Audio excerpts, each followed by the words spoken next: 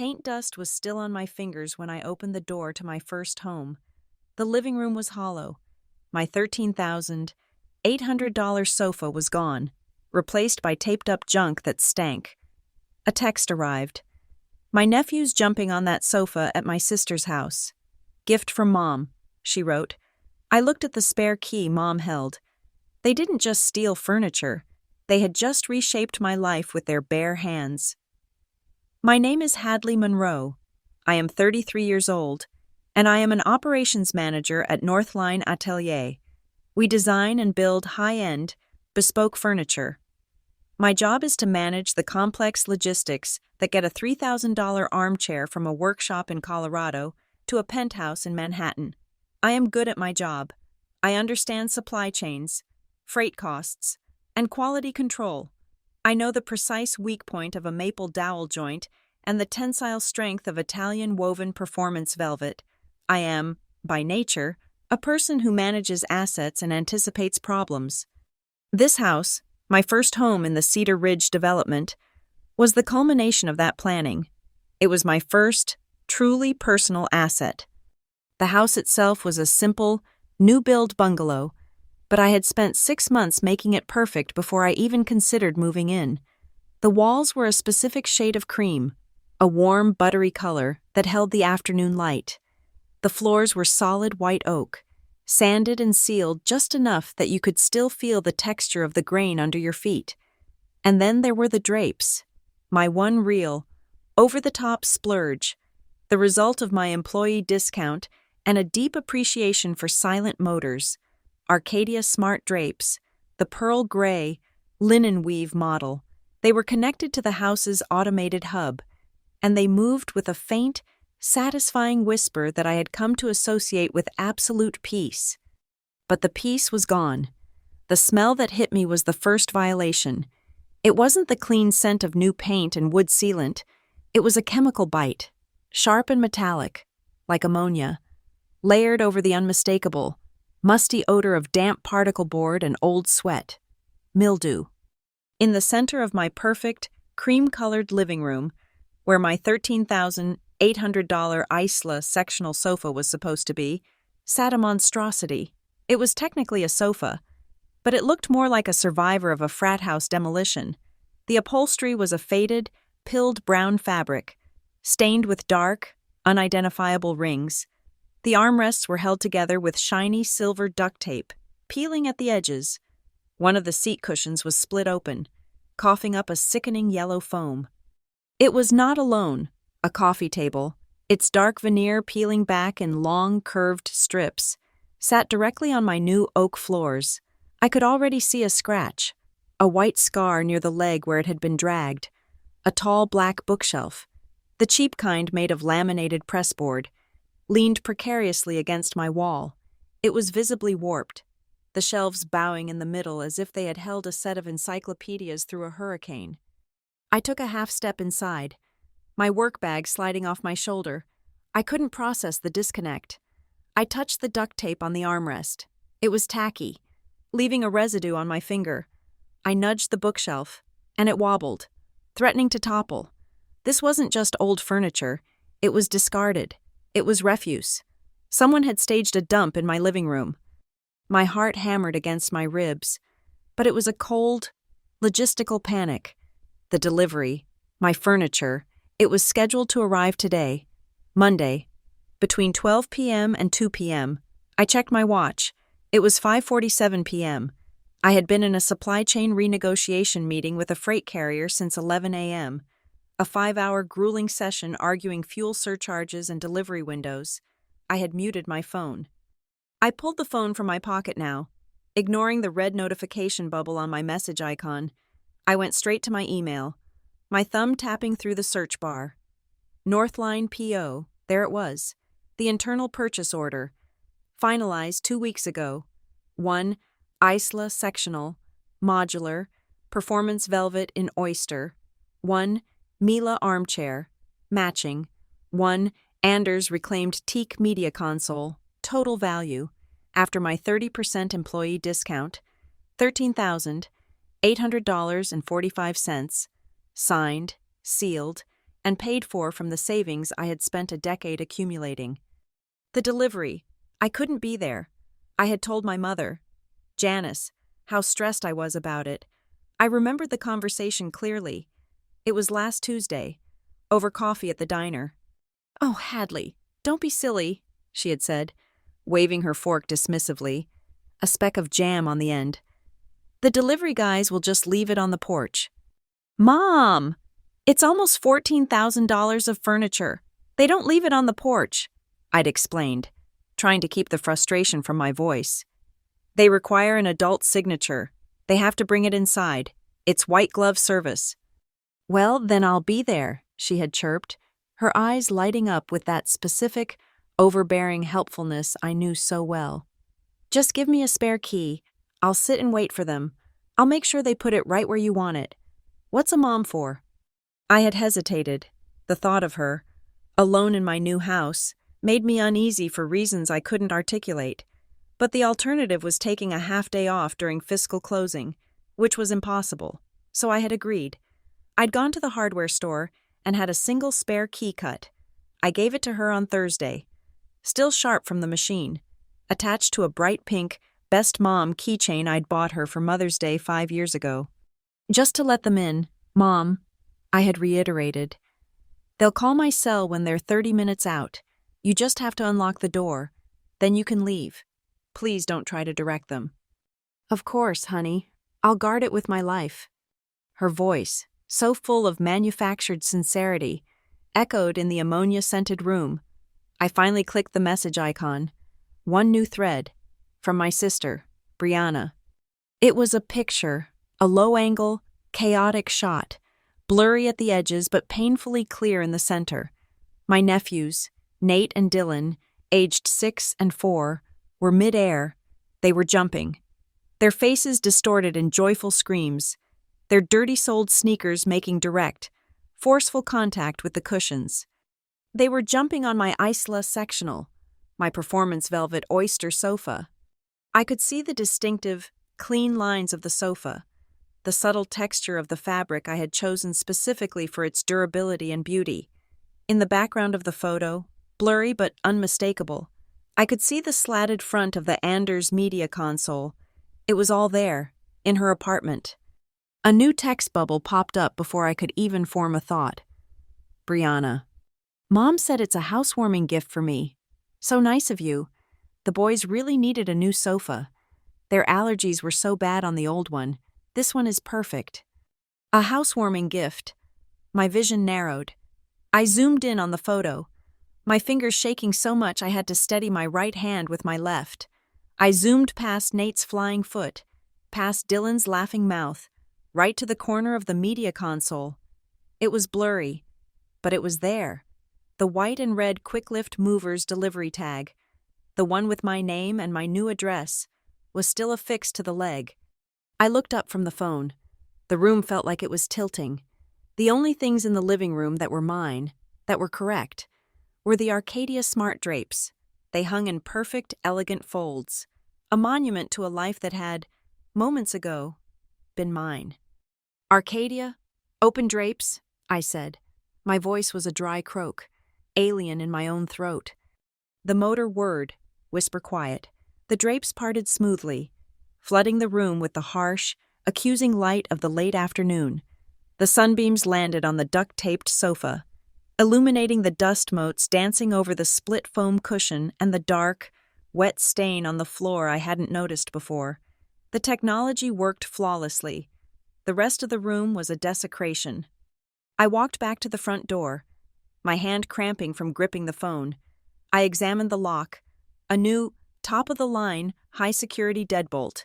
It was pristine, not a single scratch on the brass, no pry marks on the jamb, no signs of picking. Of course not. They had a key. I opened the app for my doorbell camera, the one I had installed myself, the camera that was supposed to record everyone coming and going, logging it all to the cloud. I scrolled through the timeline. 11 a.m. The mailman delivered a package. 11:34 a.m. Footage of me leaving for my meeting. And then, a gap. From 11:45 a.m. until 3:15 p.m., the timeline was a flat, empty gray bar. A single message in sterile font. Camera offline. It had come back online at 3:16 p.m., recording a squirrel running across the porch. I checked the device settings in the app. The camera hadn't been disconnected from the router, which would have sent me an alert. It had been manually disabled. From inside the house. This wasn't a robbery. This was an extraction. A premeditated, coordinated extraction. I leaned my head against the cool, cream-painted wall. I thought about my role in this family. I was Hadley, the fixer. Hadley, the responsible one. Hadley, the operations manager of the entire Monroe-Kent clan. I was the one who paid Brianna's light bill last winter when she forgot, and was sent a shut-off notice. I was the one who co-signed the lease for her apartment, the very apartment my sofa was now in, because her credit was too poor. I was the one who sent a little something every single month, a few $100s to Janice to help with groceries, even though my father, Harold, still worked at the lumberyard. I bought every Christmas gift and every birthday bike for Nate and Dylan, because Brianna was saving up for her failed vlogging channel. I was the family bank, the emergency fund, the safety net. I had just made my largest, most significant deposit, my first home, my first real, adult purchase, and the bank had just made a withdrawal. I had expected to feel rage, a hot, screaming anger. I had expected tears. I had cried when the painter missed a spot behind the door. I had cried when the mortgage broker finally approved the loan. Sheer, unadulterated relief. Now, I felt nothing. The shaking in my hands had stopped. They were perfectly still. A cold, quiet clarity settled over me, chilling my skin. It was the same feeling I got at work just before I had to fire a non-performing supplier. The moment right after all mediation had failed. It was the feeling of a final decision being locked into place. The debt was due. I didn't take off my coat. I didn't move the wobbling bookshelf. I walked back into the center of the living room. This junkyard, this insulting, staged violation. I took my phone out again. I switched from the messaging app to the camera. I took a high-resolution photo of the duct-taped sofa. Flash on. I took a photo of the leaning bookshelf, making sure to capture the bowed shelves. Flash on. I took a photo of the peeling coffee table and the white scratch it had left on my oak floor. Flash on. I took a photo of the damp stain I hadn't noticed before, smelling strongly of ammonia. Flash on. I went back to my email. I saved the $13,800 invoice as a PDF and screenshotted the line item summary. I screenshotted the doorbell camera log with the 4-hour camera offline gap. I screenshotted Brianna's text message, the one with my nephews, the one with the words, housewarming gift. I saved the photo she had sent, the one with the delivery tag clearly visible. I put the phone in my jacket pocket. I grabbed my car keys from the hook. I walked out of my new house, locking the pristine deadbolt carefully behind me. I walked straight past my car and headed, on foot, the 6 blocks to Brianna's apartment complex. I was bringing my receipts. Brianna lived on the 3rd floor of a walk-up with gray, peeling paint and carpets that smelled like stale cooking oil. I didn't bother buzzing. The outer door lock had been broken for 6 months, something Brianna complained about but never reported. I took the stairs 2 at a time, the cold adrenaline making my movements sharp and precise. I didn't knock. I used the heel of my hand to bang on her door. 3 hard, loud thumps that echoed in the narrow hallway. She opened it, a look of annoyance on her face that melted into a wary, defiant sneer. "Well, look who it is. Come to see how it looks?" "Move," I said. She held her ground, one hand on her hip, the other on the doorknob. "Excuse me?" I pushed the door. She stumbled back, and I stepped inside. Her apartment was small, a cramped 2-bedroom box that always felt cluttered. Now, it was physically impassable. My Isla sectional, the oyster velvet beast, was crammed against her main wall, its massive scale making the room look like a dollhouse. It was so large it blocked the doorway to her kitchen. My Anders teak media console was shoved under her window, her tiny 32-inch television looking absurd on its wide, reclaimed wood surface. My Mila armchair was angled by the balcony door, blocking it completely. And on the sofa, sitting in the center cushion with her legs tucked under her like a queen on a throne, was my mother, Janice. She was sipping a Diet Coke from a tall glass and did not look surprised to see me. "Hadley, honey, you should have called," she said, her voice dripping with a saccharine-sweet condescension. "I'm here for my furniture," I said. My voice was flat. It didn't waver. "All of it." Brianna let out a short, barking laugh. She slammed the door shut behind me, crossing her arms. "You're kidding, right? We just got it all set up. It was a nightmare getting that sofa up the stairs." "Then it will be a nightmare getting it back down," I said. "It's leaving, now." "Hadley, stop being so selfish," Janice said, setting her glass down on the arm of my sofa. A dark ring of condensation immediately formed on the brand-new performance velvet. My stomach clenched, but I didn't react. "We're a family, and families share." "This is not sharing. Mom, this is theft. You took $13,800 of my property from my home." "Oh, stop with the numbers," Brianna scoffed, walking around the sectional to lean against the wall. "It's just stuff, and you have a whole empty house. The boys needed a decent place to sit. That old thing was giving them allergies. You wouldn't want your nephews to be sick, would you?" "The kids need a place to play," Janice chimed in, patting the cushion next to her. "This is a good, solid sofa. Perfect for them. You live all by yourself. Hadley, it's such a waste for one person to have all this space, all these things." "You left me junk," I said, my voice dropping. "You left me your trash, the ammonia smell. God, Mom, did you even think?" Brianna suddenly smirked, a cruel, knowing look. "Oh, that was the challenge. You're the one who's always making those little videos, the one who's so good at upcycling. You love turning old, ugly things into something beautiful for your social media. Consider it a project. Go make some content. Fix up the junk. You're good at that." The premeditation of it, the sheer, layered cruelty, almost took my breath away. They had planned this. They had planned the swap. They had saved their garbage for me. I took my phone from my pocket. I didn't show them the pictures of their trash in my house. I showed them the invoice. "This is a Northline Atelier internal purchase order for $13,800.45, I said, holding the screen up. "It is in my name, Hadley Monroe. This is the Quick Lift Movers confirmation. Scheduled for delivery to my address in Cedar Ridge. Not here. This is a commercial transaction. You have stolen a commercial asset." Janice finally stood up. Her smile was gone, replaced by a tight, offended mask. You promised me you were going to give this to Brianna. You said it was a housewarming gift. Don't you try to lie to me now. Hadley, I am your mother." The lie was so bald, so absolute. It was almost impressive. It was a complete, parallel reality, fabricated in an instant. "I never said that. I would never say that. You offered to sit in my house to sign for a delivery, and you used it to rob me." "Rob you? What a word!" Janice shrieked, her voice rising. "Brianna, can you believe her? After all we've done for her, after I held her hand while she signed those mortgage papers." "I see what this is," Brianna said, her eyes narrowing. "You're just jealous.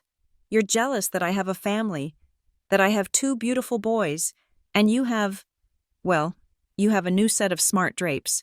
You can't stand to see me have something nice for once." As if on cue, the door to the bedroom creaked open. 2 small heads, Nate and Dylan, peeked out, their eyes wide and nervous from the shouting. Brianna's entire demeanor shifted. She melted, opening her arms. "Oh, babies, come here. It's okay. Come see Auntie Hadley. She's just here to visit, to see your wonderful new sofa." She pulled them into the living room, pushing them gently toward the sectional. Nate, the older one, immediately hid his face in her leg. Dylan, just 4, looked at me, then at the sofa, then back at me. This was the trap, the emotional human shield. They were using the children. I felt the coldness in my chest solidify into steel. I would not let them. I took a breath and knelt, getting down on the floor so I was at their eye level. My voice, when I spoke, was soft and intended only for them. "Hey, Nate? Hey, Dylan," I said. The shouting stopped. The room was suddenly quiet. "I want you to listen to me. I am not angry at you. You have not done anything wrong. You are good boys." Dylan took a half step forward. "But this furniture," I continued, pointing to the sofa. "This belongs to me. It's like a toy that belongs in my house, and it was taken by mistake. It's not a gift. It's mine, and it has to come back to my house. Do you understand?" Nate looked up, his face full of confusion. "But Grandma said—" "I know what Grandma said," I said softly. "Grandma was wrong. This is Auntie Hadley's, and it's going home. It is not your fault." "Hadley, stop it," Brianna hissed, trying to pull Dylan back. "You're scaring them." "I'm telling them the truth," I said, standing up to face her. "Something you two should try." The front door opened again, and my father, Harold, walked in, holding a brown paper bag of groceries. He stopped cold, his eyes moving from my face, to Janice, to the massive, out-of-place furniture. He saw it all in 1 second. The conflict, the theft, the battle lines.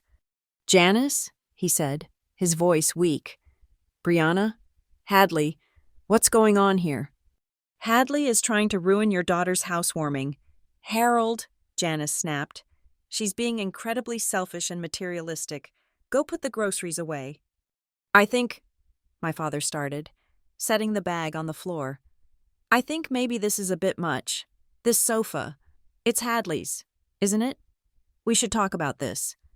He took a step toward Janice, his hands raised in a placating gesture. "Janice, let's just calm down." My mother didn't say a word. She just looked at him. It was a look I had seen all my life. It was cold, sharp, and full of a silent, coiled power. It was a look that said, "Don't you dare cross me. Don't you dare take her side." My father's face crumpled. His shoulders slumped. The air went out of him. He picked up the grocery bag, nodded once, and disappeared into the kitchen, which was still blocked by the sofa. I heard him squeezing past it, the crinkle of the bag, and then the quiet click of a cabinet door. He had chosen. He had always chosen. Janice turned back to me, her victory over him complete. Now, her voice dropped, turning silky and dangerous. The threat. "You need to be very, very careful. Hadley, you think this is just about a sofa? You have that big, important job.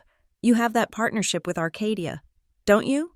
All those influencer posts you do for them. You're building an image, a brand." I froze.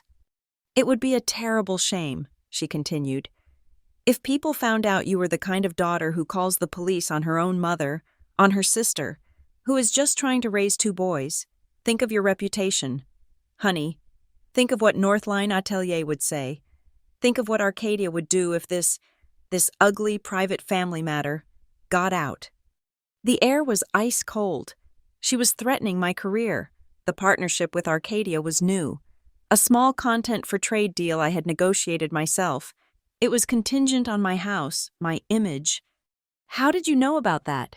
I asked, my voice barely a whisper. Janice flinched, a tiny, almost imperceptible movement. "Know about what?" "I see what you post." "No," I said, the pieces clicking into place with a horrifying metallic snap. "How did you know I had a professional content shoot scheduled with the Arcadia marketing team?" "At my house. Tomorrow afternoon. Tuesday. 2 p.m. How did you know that?" The room was utterly silent. Brianna looked from me to Mom, confused. "Mom, what is she talking about?" My mother's face was a mask of stone. She said nothing. I remembered it now. The email notification last week, on my laptop. New login to your account from an unknown device. I had been busy. I had dismissed it. Reset my password, and forgotten about it. I remembered my mother, 2 weeks ago. borrowing my iPad to look up a recipe while she was at my old apartment. She must have linked her own device to my mail account. She knew the delivery was today, and she knew the professional shoot was tomorrow. She knew I would be at work, and she knew she had exactly a 24-hour window to steal my furniture and replace it with junk, creating a crisis that would humiliate me in front of my brand partners. This wasn't just a theft, it was a sabotage. It was a calculated, reputation-destroying attack. I looked from my mother's stony face to my sister's confused, greedy one. The coldness inside me became an unshakable, solid core. The time for negotiation was over. I stood up straight, put my phone back in my pocket, and walked to the door. "You have two choices," I said, my hand on the doorknob, turning to face them. "You are going to call QuickLift or another bonded moving company, right now. You are going to have them come here, tonight, and move every single piece of my property back to my house. You will pay for it, and you will bring back the junk you left in my living room. That is option 1. "Or what?" Brianna sneered. "Or option 2, I said, pulling my phone back out. "I am standing in this hallway, and I am dialing 911. I am going to report grand larceny, breaking and entering, and conspiracy. I will give them the invoice. I will give them your text message. I will give them the doorbell camera log, and I will let them decide. You have 60 seconds to make a choice." I stepped back into the hallway. The air was cold, and the smell of the concrete stairwell was sharp and metallic. Janice's voice, high and thin, followed me. "Hadley, you stop right there. You are not doing this. You are tearing this family apart." 60 seconds is up. "Mom," I said. I didn't turn around. I didn't need to see her face. I pulled my phone from my pocket. My fingers were steady. I didn't dial 911. This was not a 5-alarm fire. It was a felony. I dialed the Riverton Police non-emergency line. My voice, when I spoke, was low, even, and devoid of all emotion. "Yes, I need to report a grand larceny, the theft of property valued at over $13,000. I gave the dispatcher my name, Hadley Monroe. I gave her my home address in Cedar Ridge, and then I gave her my current location, 112 Oakwood Lane, apartment 3B. The perpetrators are on site," I continued, my voice as calm as if I were ordering supplies. "One is my mother, Janice Monroe. The other is my sister, Brianna Kent. My mother used a spare key to access my home this afternoon, coordinated a moving company, and stole $13,800 in new furniture, which is now in this apartment. She replaced my property with her old, damaged furniture. I am currently standing in the hallway outside their door." There was a beat of silence on the line. The dispatcher's training was probably clicking in, trying to file this under family dispute. "Ma'am, are you sure this isn't a civil matter?" "I am sure," I cut her off, but I kept my voice polite. "I have a dated invoice in my name. I have time-stamped photos of my home, before and after. I have a text message from my sister admitting she has the property, and I have the doorbell camera log showing my security system was manually disabled during the exact window of the theft, while my mother was the only person with key access. This was not a dispute. It was a planned theft." Another pause. This one was shorter. "I am dispatching officers to your location. Ms. Monroe, please remain in the hallway. Do not engage with the suspects." I hung up. I leaned my head against the cool, peeling paint of the hallway wall and closed my eyes. It took less than a minute for Brianna's door to fly open. "You called them," Janice hissed. She wasn't shouting anymore. Her voice was a low, venomous whisper. Her face was pale, her eyes narrowed. "You actually called the police on your own mother." "I told you I would," I said, opening my eyes. "You have 60 seconds. I meant it. You should go back inside. They'll want to talk to you." It took 8 minutes. I counted. I heard their footsteps on the concrete stairs first.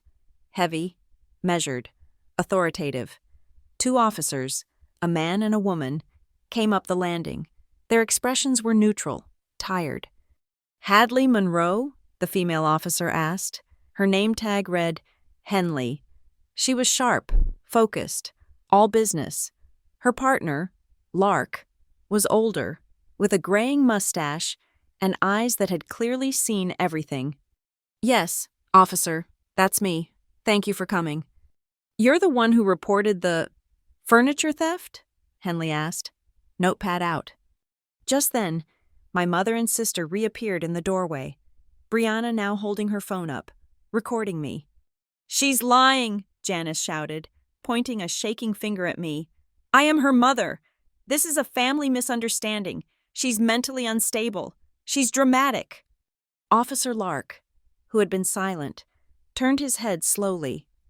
"Ma'am," he said, his voice quiet but with a gravelly edge that commanded attention. "Please step back inside the apartment. We will speak with you in a moment. Right now, we're speaking to her." Janice's mouth snapped shut. She recoiled, pulling Brianna back inside, but left the door open a crack. "Please," Henley said, turning back to me. "Walk us through it. From the beginning. Keep it factual." I did. I was Hadley Monroe, operations manager. This was a logistical problem, and I was presenting a report. I stated the facts.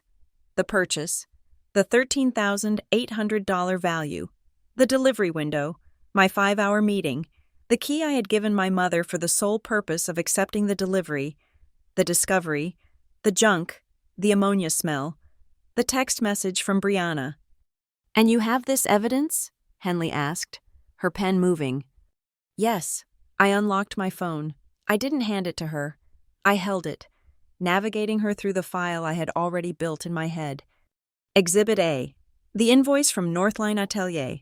You can see my name, my address, and the itemized, paid-in-full cost, $13,800.45. Exhibit B. Photos taken at 5:50 p.m. today, in my living room. This is the damaged, taped-up sofa and the warped bookshelf I found. You can see the stains on the floor. Exhibit C. The text message from my sister, Brianna Kent, received at 5:45 p.m. That is a photo of my sofa. The Isla sectional. And that is the text. "Mom said it's a housewarming gift for me." Officer, if you zoom in on the photo, I zoomed in myself. You can see the Quick Lift Movers delivery tag, with my name and address, still attached to the leg. Henley and Lark leaned in. "I'll be damned," Lark muttered. Exhibit D, I continued, swiping. The log from my doorbell camera. You can see it was manually disabled at 11:45 a.m. and came back online at 3:15 p.m. This matches the delivery window, and the time my mother was the only person with access. As I was speaking, my phone buzzed. A text from my neighbor. "Mr. Greeley. Hadley. Everything okay? Saw a lot of commotion. First that big quick lift truck, then a little while later, a different junk truck. Now police at Brianna's? Just checking." "Officers," I said, my heart rate quickening. "I think you need to see this. My neighbor." I called him. He picked up on the first ring. "Mr. Greeley, this is Hadley Monroe. I have 2 police officers with me. Can you please tell them what you told me?" I put the phone on speaker. "Oh, hello, officers." His voice crackled. "Yes, I saw the whole thing. Strangest thing, I was fixing my gutter. The big quick lift truck got to Hadley's place around noon. They brought in a beautiful new sofa, big one, and some other pieces. Then, maybe an hour later, I see them taking the same new sofa back out of the house. I saw Janice, that's her mother, standing right in the driveway, directing them. They loaded the new stuff back up and left. Maybe 30 minutes after that, a different, beat-up old truck backs in, and they unload that. Well, that pile of junk. Pardon me. Janice let them in. She was there the whole time." Henley looked at Lark. Lark nodded. "Sir, does your home have any security cameras?" "Sure do. Got one on my garage. Points right at Hadley's driveway. I'll bet it caught the whole show. I can check the footage and send a clip." "Please do, sir. That would be very helpful," Lark said. We hung up. The case was no longer just my word. It was documented. "Okay," Henley said, snapping her notebook shut. "Let's go have a chat." She banged on the door. My father, Harold, opened it. He must have just gotten home. He looked pale and confused, staring at the two uniforms, at me, and at the massive out-of-place sofa. "Insight," Henley said. "It wasn't a request." We all stood in the cramped living room. Janice was on the sofa, trying to look regal. Brianna was still filming with her phone, her hand shaking. "Officers, I told you. This is a misunderstanding," Janice began, her voice falsely sweet. "My daughter is unstable. She gave this to Brianna. She promised it to her as a gift, and now she's having some kind of breakdown, and she's trying to take it back." "It was a gift," Brianna parroted, her voice high and reedy. "She's jealous. This is a family matter. You have to leave." Officer Henley held up a hand. "Ma'am, let's be clear on the law. What you're describing, she gave it to me, now she wants it back. That is a civil dispute. We wouldn't be here for that." Brianna looked instantly relieved. "See? I told you. So get out." "But," Henley continued, her voice dropping, "that's not what the evidence suggests. The evidence suggests a $13,000 purchase, made by your sister, delivered to her address. The evidence suggests a key being used to gain entry, the disabling of a security system, and the removal of that property. The evidence, including a neighbor's eyewitness testimony, shows a swap. You took her new furniture, and you left your garbage in its place. That is not a civil dispute, ma'am. That is grand larceny, a Class 4 felony in Colorado." The color evaporated from Brianna's face. My father looked like he was going to be sick. "Janice Monroe," Officer Lark said, stepping forward. "We have eyewitness testimony placing you at the scene, supervising the removal of the property after it was delivered, and supervising the drop-off of the replacement items. That's conspiracy to commit theft." "No," Janice whispered. I was just helping. It was a gift." "Here is what happens now," Henley said, taking charge. "You have two options. Option A, we place you both under arrest for grand larceny and conspiracy. We impound the stolen property, this furniture, as evidence. The district attorney's office will get the file tomorrow." Or, Lark said, "Option B, you, at your expense, are going to hire a bonded moving company, tonight, to return every single piece of Ms. Monroe's property to her home, and you are going to remove the items you left there. You are going to do it right now, under our supervision." It's 7:30 at night," Brianna shrieked. "We can't get movers now." "I suggest you start calling," Henley said, glancing at her watch, "because you have 10 minutes before we default to option A, and ma'am," she said to Brianna, "you should probably stop recording an admission of your own felony." Brianna's phone clattered to the floor. What followed was 2 hours of the most pathetic, frantic, humiliating chaos I have ever witnessed. Janice, hands shaking, was screaming at a dispatcher from Quick Lift Movers, the only company willing to do an emergency, after-hours job. They demanded a $2,000 cash surcharge. Up front, Janice had to call my father's brother, weeping, to get the money wired. The movers arrived at 9:15 p.m. It was the same crew from this afternoon.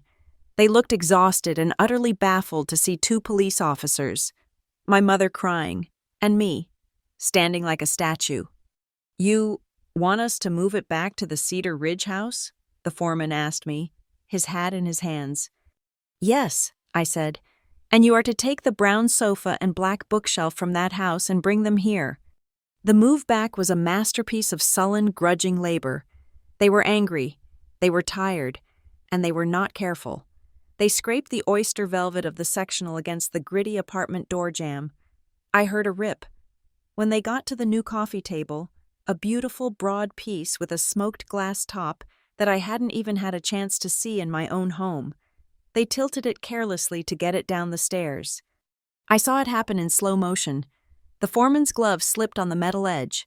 The table slid, just an inch, against the iron railing of the stairwell. A high, sickening scree noise. A long 10-inch white scratch bloomed across the dark glass, like a crack in ice. I looked at Janice and Brianna, who were watching from their doorway. They didn't even flinch. It was 11 p.m. when the last piece was in my house, and the stinking junk was gone. The officers had followed, overseeing the whole thing. "Okay, Ms. Monroe," Henley said, standing in my living room, which now looked like a war zone of displaced, damaged, and stained furniture. "We need to document the new damage." I walked through, my camera flashing, recording the new greasy stain on the armrest where Janice's soda had been, the tear in the piping, and the deep, ugly scratch on the glass table. Henley noted it all in her report. "Now what?" I asked, feeling the adrenaline finally, terrifyingly, begin to fade. "Here's your case file number," Officer Lark said, handing me a small card. "We filed a comprehensive incident report, the theft, the recovery, the new damages, the witness statements. It's all in there. Because the property was returned. The DA probably won't press criminal charges at this time, but the file is active. If this happens again, they'll proceed." "But the damage to my furniture?" I asked. "The scratch? The tear?" "That," Henley said, "is now a civil matter. You take them to small claims court. This report, this case number, is your primary evidence. You can sue for the cost of repairs, cleaning, and professional moving fees. This file proves, officially, that this was not a gift." They left. I was alone. My beautiful, perfect furniture was surrounding me, but it was all tainted, scratched, stained. I was about to lock the door when I saw it. On the oak floor, dropped by the movers in their haste, was a piece of paper.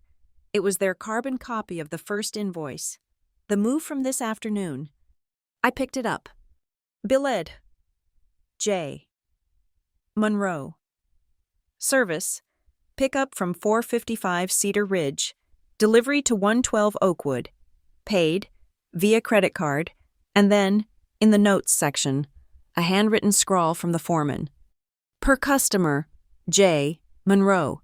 This is a housewarming gift for her daughter. B. Kent. Key provided for entry. It wasn't a lie she'd invented on the spot. It was a lie she had told the movers. A lie she had put in writing, creating a false paper trail to cover her theft. She had planned the narrative. I didn't weep. I didn't scream. I smoothed the paper, took a clear photo, and saved it to my phone. I labeled the file, Evidence, Quicklift Invoice. The case was just getting started. I didn't sleep. The adrenaline from the police confrontation had evaporated, leaving behind a brittle, vibrating exhaustion. It was 2:15 in the morning. I was sitting on my new, damaged Isla sectional, the living room lights blazing. I stared at the 10-inch scratch on my glass coffee table, a white scar that seemed to glow. The house was too quiet. My phone, charging on the floor, lit up. A notification. Brianna had tagged me in a post. My fingers felt like lead as I tapped the screen. The image was grainy, dark, taken in a hurry. It was a photo of my living room, but from earlier, it was the junk, the duct-taped, stained brown sofa, the warped, leaning bookshelf. The angle was low, deliberately chaotic. But Brianna wasn't smart. She wasn't thorough. In the background, unmistakable, hanging in perfect, elegant folds, were my Arcadia smart drapes. The caption was a masterpiece of manufactured victimhood. Some people spend their whole lives building a perfect image for the internet, but this is what my sister Hadley Monroe's new house really looks like. She kicked my kids out, her own nephews, and called the cops on her own family because she's too good for us. This is the truth. Family first real-life image is everything. My blood ran cold. This was the follow-up attack, the one my mother had threatened me with, the public execution. The comments were already pouring in, a toxic, rapid-fire deluge. Brianna's local mommy group friends were first. Disgusting behavior, Hadley. Poor Brianna. You and the boys deserve so much better. I can't believe she kicked out those sweet babies. Then, the anonymous account surfaced, materializing from the shadows. Riverton Real Talk. Hadley is a fraud. They were sharks. Smelling blood. I heard from an insider she's about to be fired from Northline Atelier for this. She's a fake. All her success is just stepping on her family. And then, the comment I had been dreading, a new account. Someone should tell Arcadia Smart Drapes who they're really in partnership with. My stomach clenched.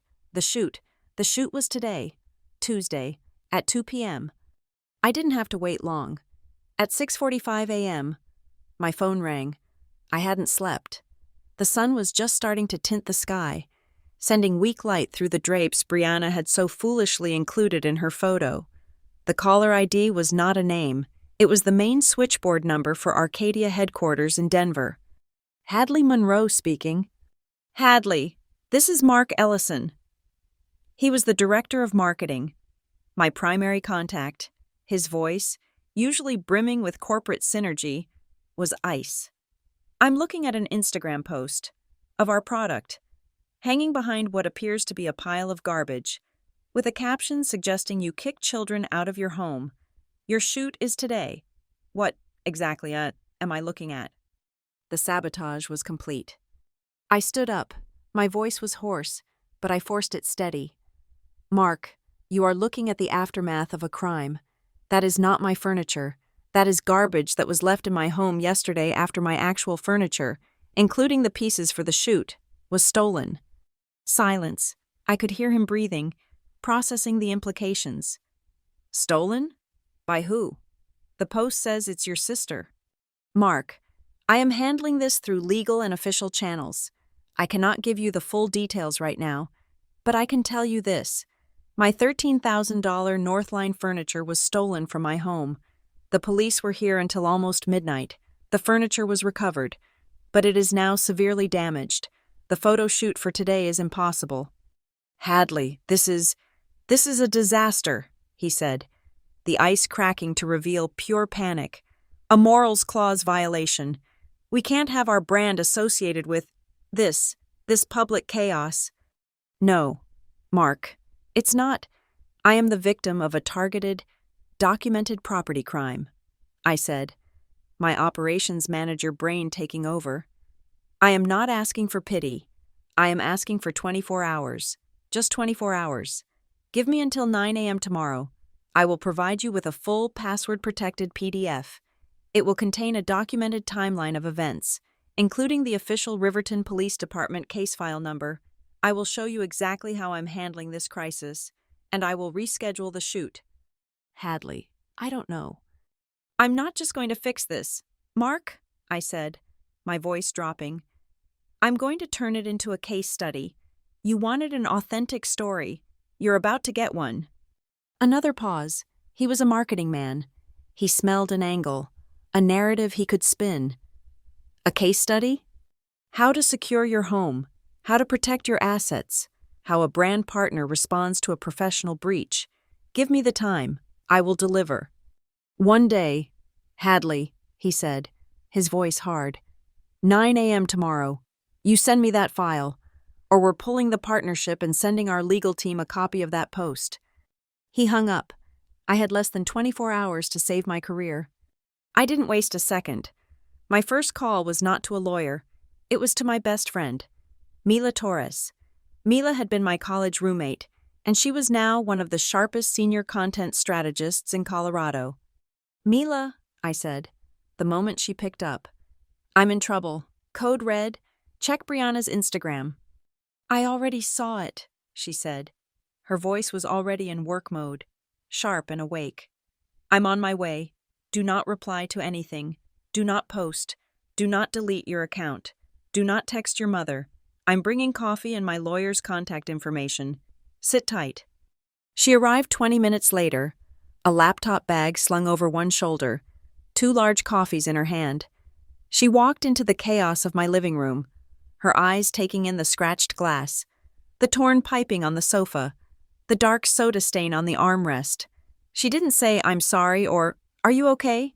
She just handed me a coffee. Okay, she said, sitting cross-legged on the floor, opening her laptop. Start from the beginning. Give me the timeline, every single asset. For the next hour, we built the war room. I was the operations manager. and she was the content strategist. I forwarded her everything: the invoice, the original, pristine photos of my empty house, the photos of the junk, including the ammonia stain, the screenshot of Brianna's text message.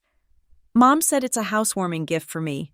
The screenshot of the doorbell camera log with the 4-hour camera offline gap, the text from my neighbor, Mr. Greeley, the police incident report card with the case number, the new, high-resolution photos of the damage, the scratch, the tear, the stain, and finally, the Quick Lift Movers invoice, the one with Janice's name on it, billing her for a housewarming gift move.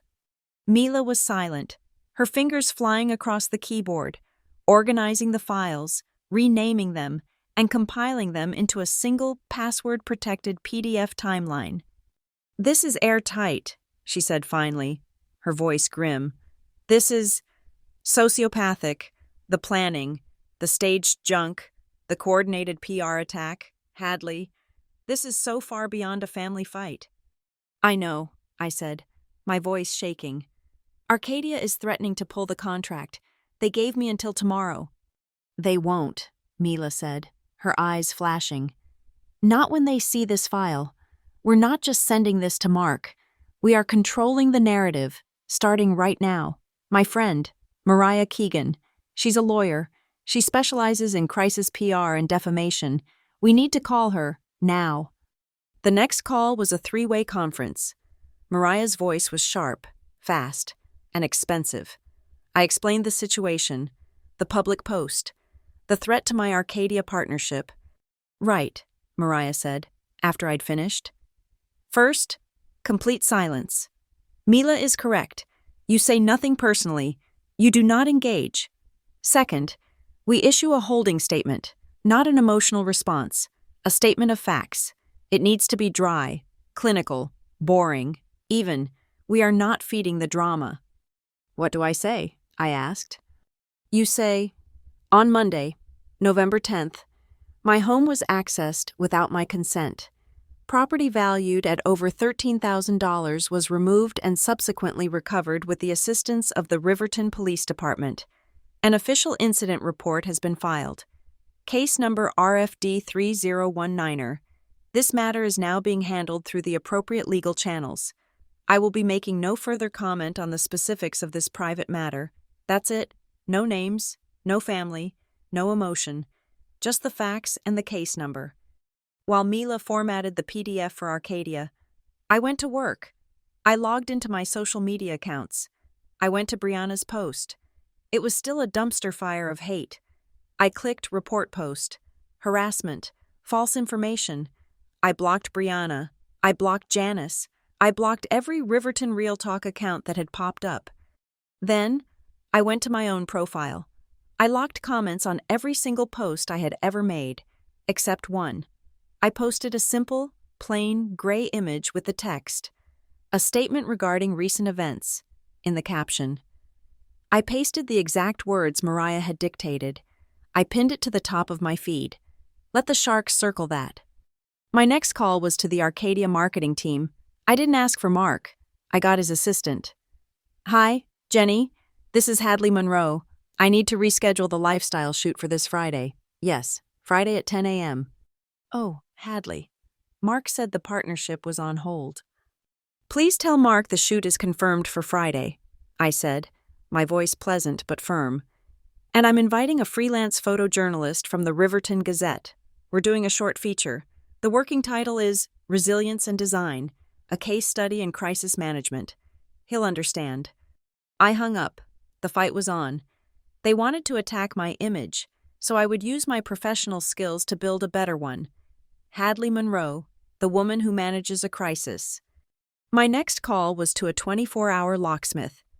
I need an emergency rekey for a new home in Cedar Ridge, all exterior locks, immediately. While I waited for him, I sat at my laptop. I changed my email password. I changed my bank passwords. I logged into my home security hub, the one that managed the doorbell camera and the smart locks. I found the list of authorized devices, and there it was. Janice iPad. Access granted 2 weeks ago. I clicked Revoke Access. I revoked every access token I didn't recognize. I reset my entire router and Wi-Fi password. The digital doors were closed. The locksmith arrived. He was fast and efficient. As he worked, I was on the phone with my insurance agent. "Hi, Sarah. It's Hadley Monroe. I need to update my homeowner's policy. Yes, I need to add a specific rider. I want expanded coverage for internal property damage. Yes, even if the perpetrator is a relative or someone who was given access. Yes, an insider vandalism clause, or a malicious damage by guest rider, whatever you call it. I want the maximum coverage you offer."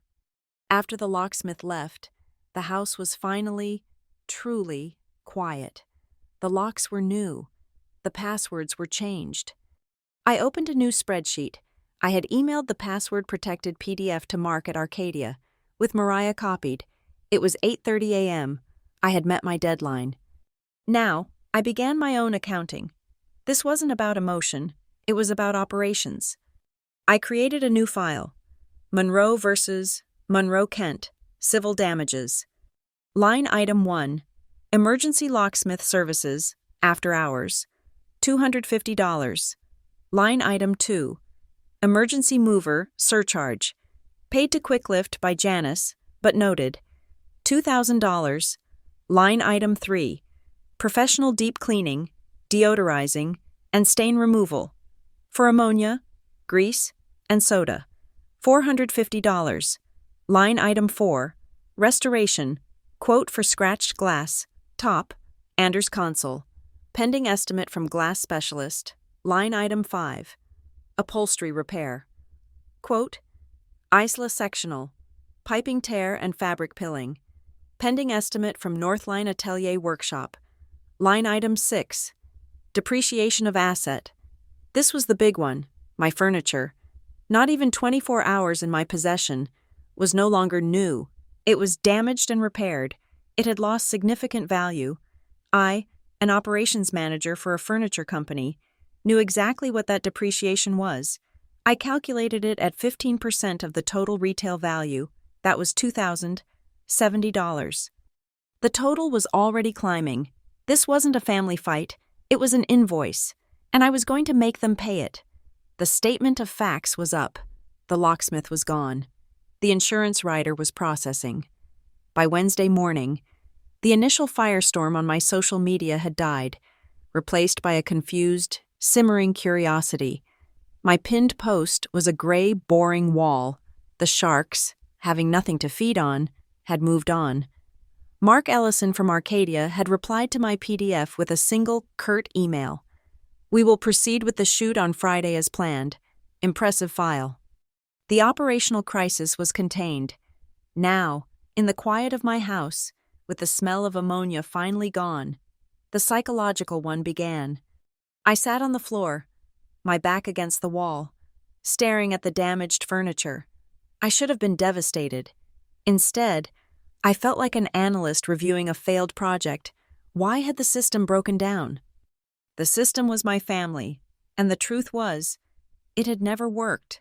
I had just been the one patching the holes with my own money and my own sanity. I thought back to my first job. At 22, I was a junior associate, barely making rent. Brianna was pregnant with Nate. She called me, weeping, because her power was about to be shut off. I'd paid the $200 bill, and it had cost me my grocery money for 2 weeks. I ate ramen and felt a swell of pride. I was the reliable one. I was the one who could help. I had been the kitty, the family safe, ever since, and Brianna had, just as consistently, been the need. She was the one who needed help with a deposit, the one who needed a co-signature, the one who needed her sweet babies to have a good Christmas, funded by my bonus. And Janice, my mother, was the broker. She facilitated the transactions, always framing them as a moral obligation. We're family, Hadley, we share, it's just what we do. Sharing was the word she used to blur the lines of ownership, to erase my boundaries. My first car? Brianna borrowed it and returned it with a new scratch and an empty tank. My favorite sweater? It looked better on her, so it just lived in her closet. Sharing was a one-way street, paved with my assets, leading directly to her. And the children, Nate and Dylan, they were the perfect, blameless emotional leverage. You wouldn't want the boys to be cold, would you? The boys need a good, stable home to visit. It's for the children. They were the excuse for every financial demand, the human shields for every manipulative tactic.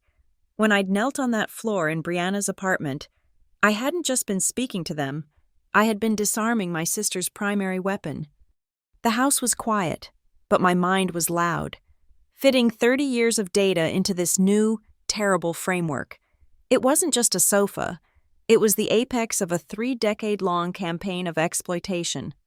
My phone rang, buzzing on the oak floor. The caller ID, Harold. My father, the peacemaker, the ghost. I looked at the screen, my thumb hovering. He would want to smooth this, to rug sweep, to find a compromise. He would ask me to be the bigger person, which was family code for let them get away with it. I pressed accept, but I didn't say hello. I just sat, listening to the dead air. On my laptop, I opened the simple voice memo app and clicked record. Colorado was a one-party consent state. I was the one party. Hadley? His voice was thin, reedy. Hadley, are you there?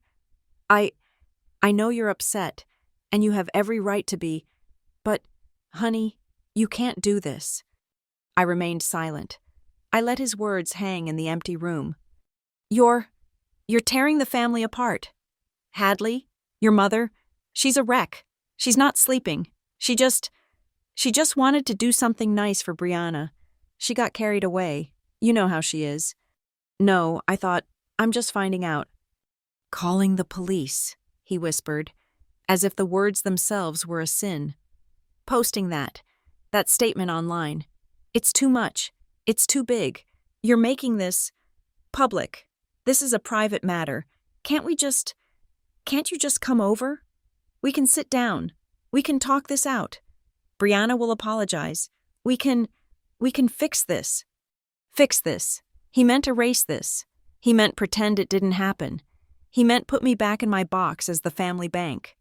Hadley, he pleaded, please, honey, don't make this any bigger. Just let it go. I looked at the 10-inch scratch on my coffee table. I looked at the torn piping on my sofa. I thought of the ammonia.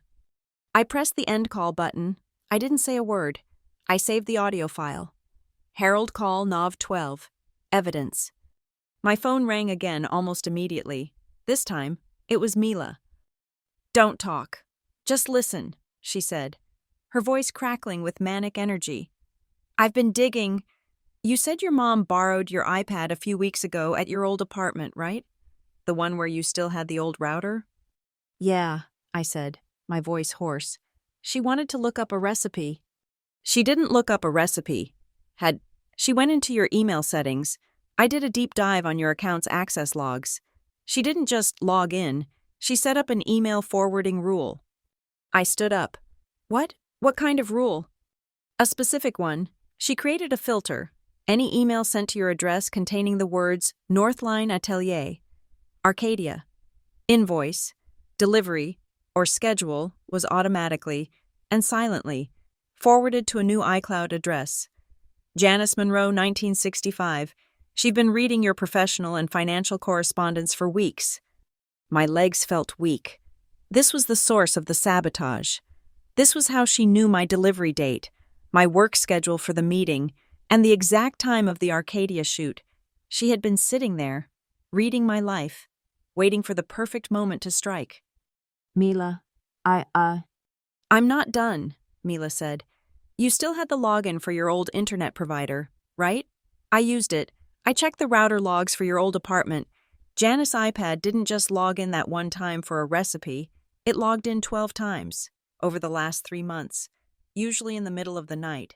She was systematically monitoring you. I hung up the phone and sat down. Hard.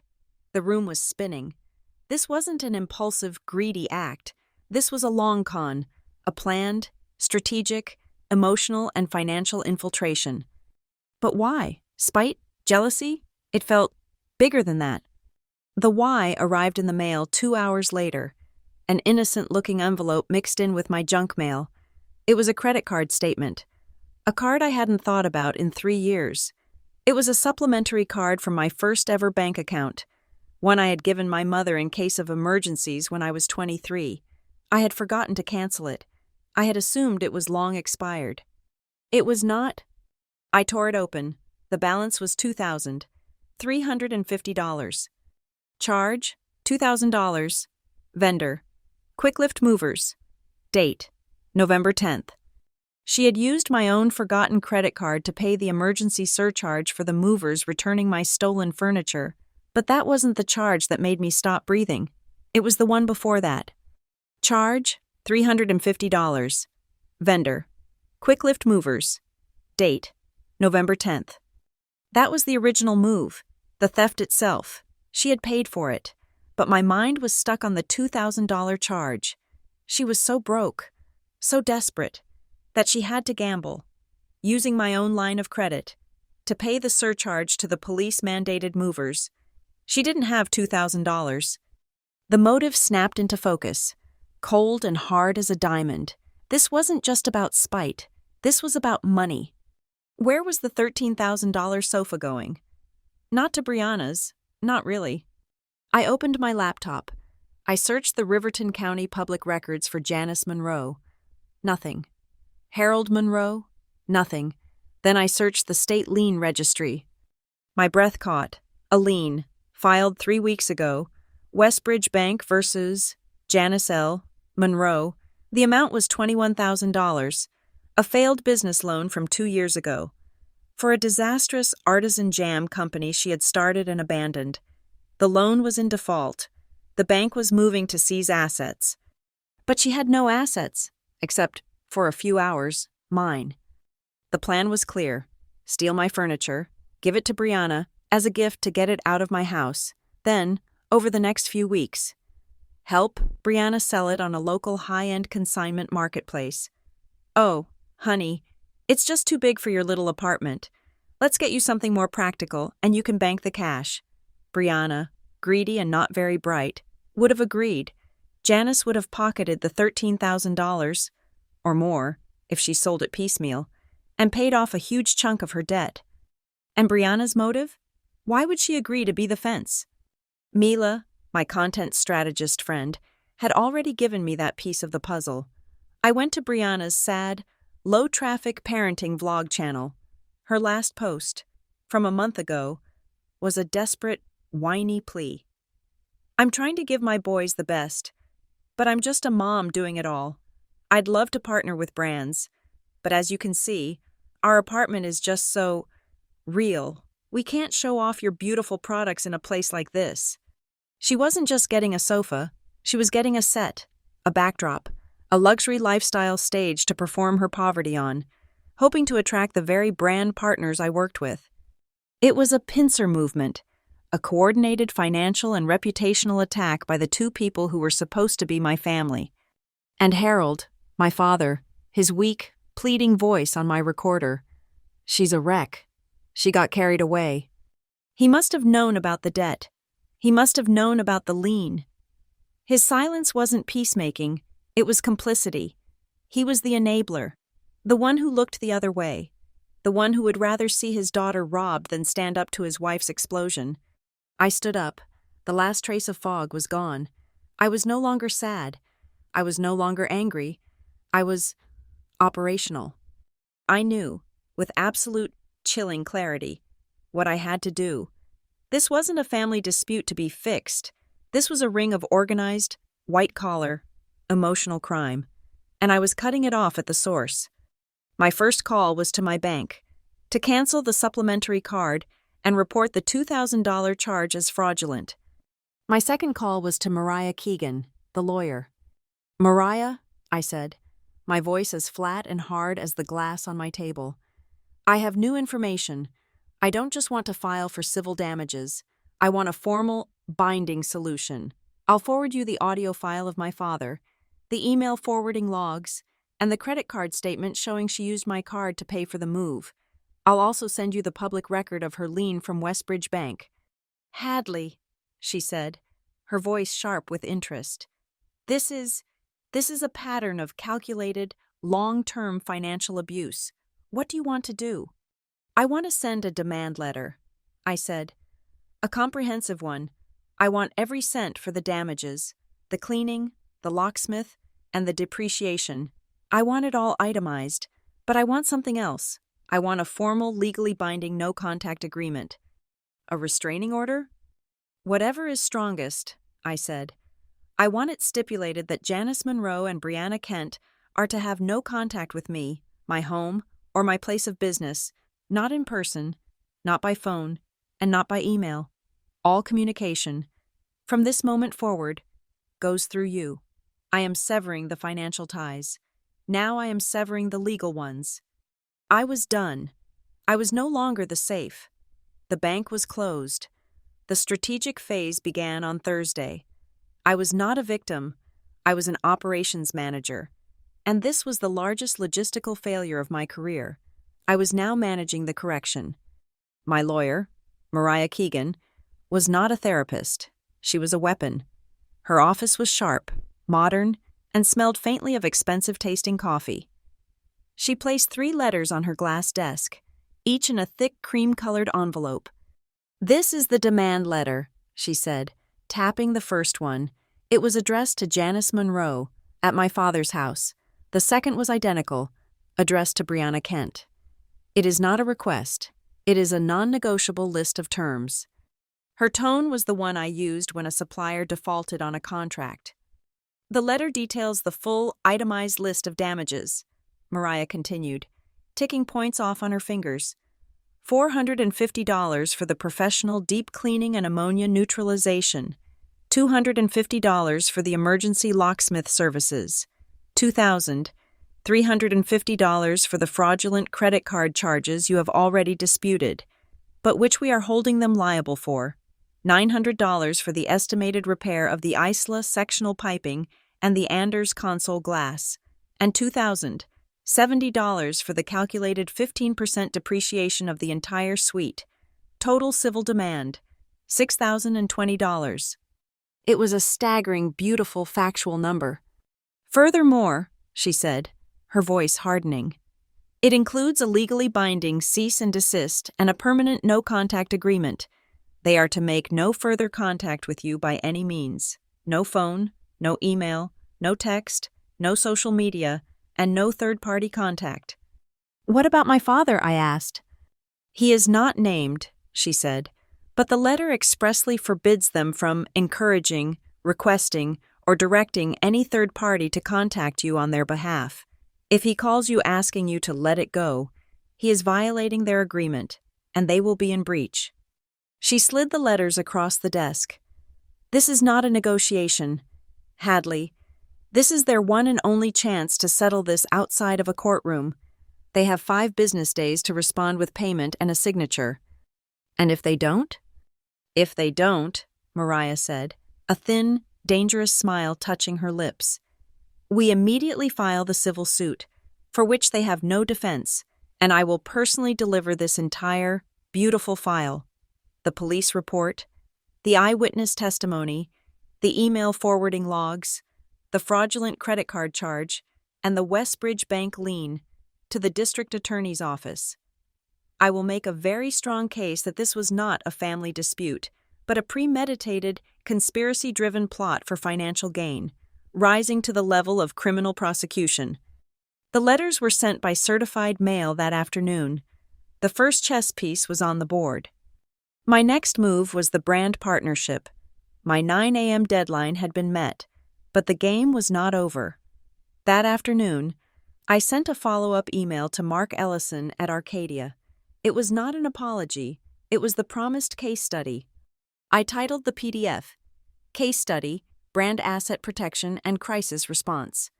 I detailed, in bloodless corporate language, the initial breach. I attached the police report number. I showed the screenshots of my locked-down social media and the statement of facts. I detailed the emergency locksmith visit, the insurance rider upgrade, and the digital security audit I had performed. I concluded with a section titled, Moving Forward, narrative control, and resilience. I was, in short, presenting myself as the safest, most responsible partner he could ever have. I was the woman who, when faced with a targeted attack, didn't cry. I created a PDF. His response came in under an hour. "Hadley, this is remarkable, thorough. We are completely satisfied. The statement our legal team drafted this morning." He attached a document. It was a sterile, neutral press release. Arcadia Smart Drapes is aware of a private security incident involving one of our valued brand partners. We have full confidence in our partners' handling of the situation and respect their commitment to truth and due process. We look forward to proceeding with our scheduled collaboration. It was a public vote of confidence. He was no longer running from the fire. He was impressed by my fire containment system. The photo shoot on Friday was an entirely different event than the one I had originally planned. The Riverton Gazette photojournalist, a woman with a sharp, curious face, arrived with the Arcadia team. The atmosphere was professional, focused. I had the damaged furniture cleaned. The glass specialist had buffed the 10-inch scratch on the console. It was no longer a jagged white scar, but a faint, silvery line, visible only when the light hit it. The upholstery team from Northline had repaired the torn piping on the sofa arms so skillfully you could barely tell it had been ripped. The grease stain, however, remained a faint shadow on the oyster velvet. "So, Hadley," the reporter asked, as the photographer set up his lights. "Your public statement was intriguing. You mentioned a security incident. And your brand partner, Arcadia, mentioned due process. What's the real story here?" This was the moment, the pivot. "The real story," I said, my voice calm and clear, "is about the importance of securing your assets. In my role at Northline Atelier, I manage logistics. I brought that same precision to my home. When that precision was compromised by an unauthorized breach, a documented event I am handling legally, I enacted a new protocol. I walked her through it. I showed her the new high-security locks. I showed her the upgraded security hub. I even pointed to the faint, silvery scar on the glass console.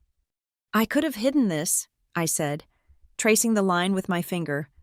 "But I think it's a more powerful story this way. This console was damaged during the incident, but its structural integrity is perfect. Its design is timeless.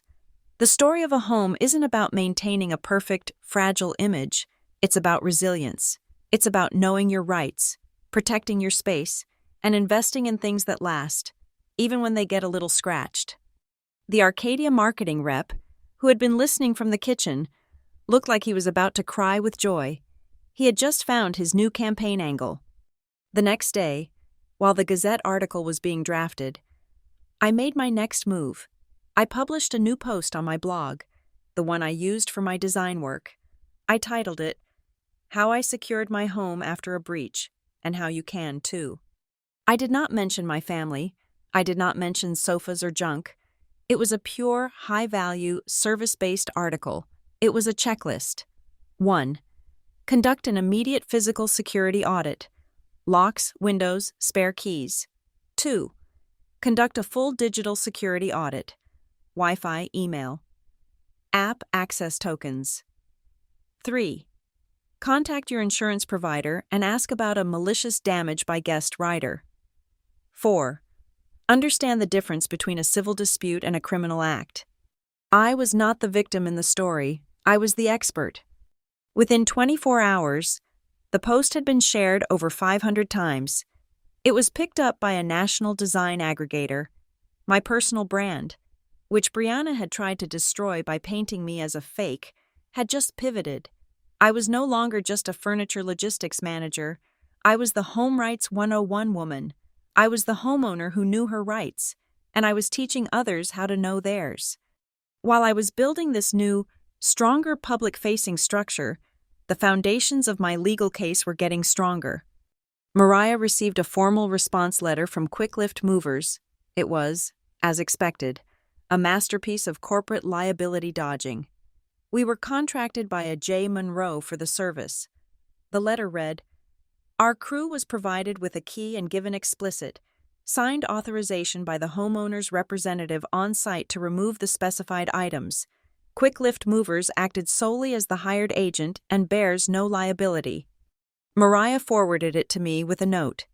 This is perfect. It legally confirms Janice was the agent in charge of the theft. Then, a call from Officer Henley.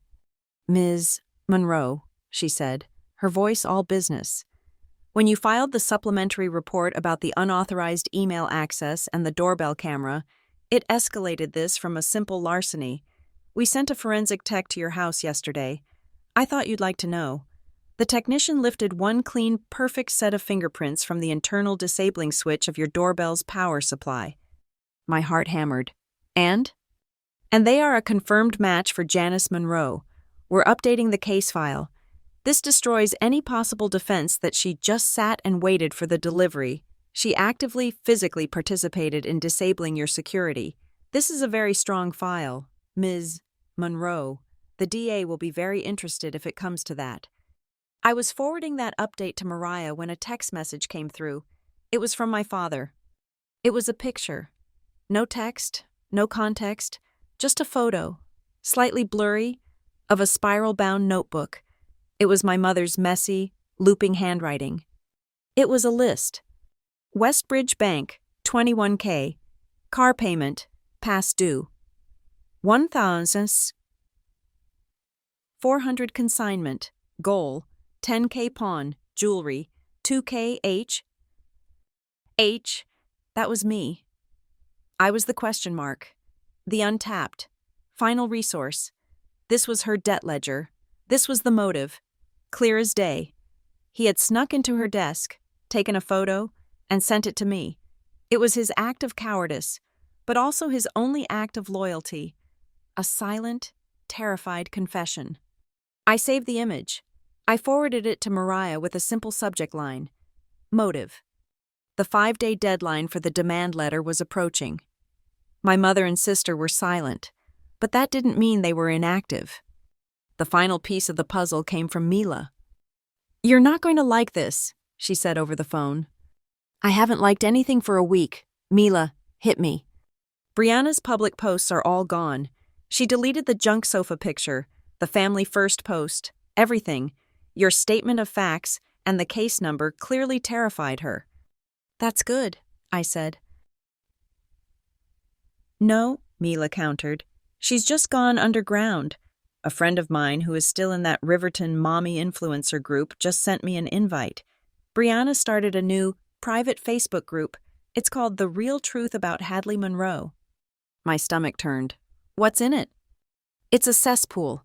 She's posting that you're a sociopath, that you faked the police report, that you're obsessed with money, and that I am some kind of hacker accomplice who helped you frame your poor mother.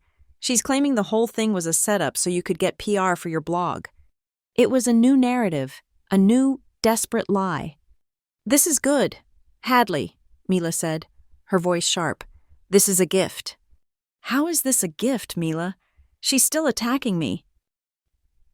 Because, you idiot, Mila said, her voice full of grim satisfaction.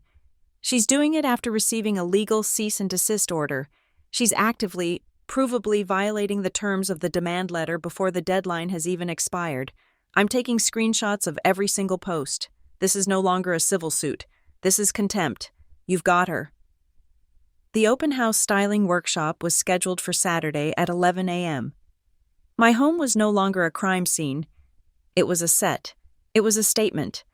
The ammonia smell was gone, replaced by fresh ground coffee and a subtle, clean scent of white tea. The Isla sectional, professionally steam-cleaned, was positioned perfectly under the window. The Anders console, its silvery 10-inch scar buffed to a smooth, elegant memory, sat against the far wall. My Home Rights 101 blog post had exploded. The Riverton Gazette was sending their lead features writer, Mark Ellison, the marketing director from Arcadia, was flying in from Denver, not to supervise a partner, but to align his brand with a new narrative. The resilient home. My neighbors from the Cedar Ridge HOA, curious and slightly gossipy, had all RSVP'd. Mila was managing the front door with a digital guest list. I was in a cream-colored silk blouse, my professional armor. I was in complete control. At 11:15, the house was full. Sunlight streamed through the open Arcadia drapes. People mingled, holding small plates, admiring the furniture. I stood by the console and began my workshop. "Welcome," I said, my voice clear and amplified by a small mic. "Thank you for coming. Most styling workshops talk about perfection, about creating a flawless space. Today, I want to talk about reality. I want to talk about resilience." As I spoke, I saw a flicker on the doorbell camera feed, which Mila was monitoring on her tablet. I kept talking, my voice smooth, my focus on my guests, but out of the corner of my eye, I saw the feed. My mother and Brianna, and two cousins I hadn't seen in a year. They weren't dressed for a party. They were dressed for a protest. They were holding large, badly made poster boards. "Family first. Hadley Monroe lies to her fans. Don't believe the fraud." A cold, sharp silence fell over the lawn. The HOA hired security guard I'd paid for, a tall, no-nonsense man named Greg, stepped in front of them, clipboard in hand. "Good morning." His voice was audible through my open window. "Are you on the guest list?" "We're her family," Janice spat, holding her sign up. "We don't need a list." "Ma'am, I have a strict list," Greg said, his voice unbothered. "If your name is not on it, I must ask you to remain on the public sidewalk." The Gazette reporter and her photographer, sensing blood, drifted toward the front door, cameras ready. "You can't keep us out," Brianna shrieked, her voice cracking. "This is our story too." Inside, the guests were frozen, watching the drama unfold on the lawn. Then, a guest near the front window gasped, "Oh my God, look!" She held up her phone. A new account, Riverton Real Truth, was live streaming from the sidewalk. It was Brianna's phone, pointed at my house, and I could hear her voice, tinny and hysterical. Stealing my ideas. I was the one who was going to do a resilient home vlog. She stole it from me. She steals everything. She's a fake. She's a liar. And she faked a police report just to get famous. The room was silent. The Arcadia rep looked pale. This was the ambush. The second, more desperate, public attack. Mila, my beautiful, brilliant friend, just smiled. She hadn't looked up from her laptop. She tapped a single key. The 55-inch smart television mounted over my fireplace, which had been displaying a pleasant slideshow of my design work, went black. A new image appeared, sharp and in high definition. The Monroe vs. Monroe-Kent Evidence Timeline PDF. Mila clicked again. Exhibit A, invoice, Northline Atelier, $1,800.45. Hadley Monroe. She clicked again. Exhibit B, doorbell camera log, camera offline, 11:45 a.m., 3:15 p.m. Click. Exhibit C, text message, B, Kent. Mom said it's a housewarming gift for me. Click. Exhibit D, quick lift movers invoice, billed to J. Monroe, note, housewarming gift for B. Kent. And finally, Exhibit E, Riverton Police Department Incident Report, case number RFD 3UI9. The room was dead silent. The reporter was taking pictures of the television screen. From the front lawn, my mother's voice, a raw, furious scream. "Those are fakes! Those are forgeries! She's a hacker! She faked all of it!" I stepped forward, taking the microphone. My hand was steady. My voice was low, and it cut through the room. "My apologies for the interruption," I said, turning to my guests. "As you can see, the security breach I mentioned in my article is still an active situation."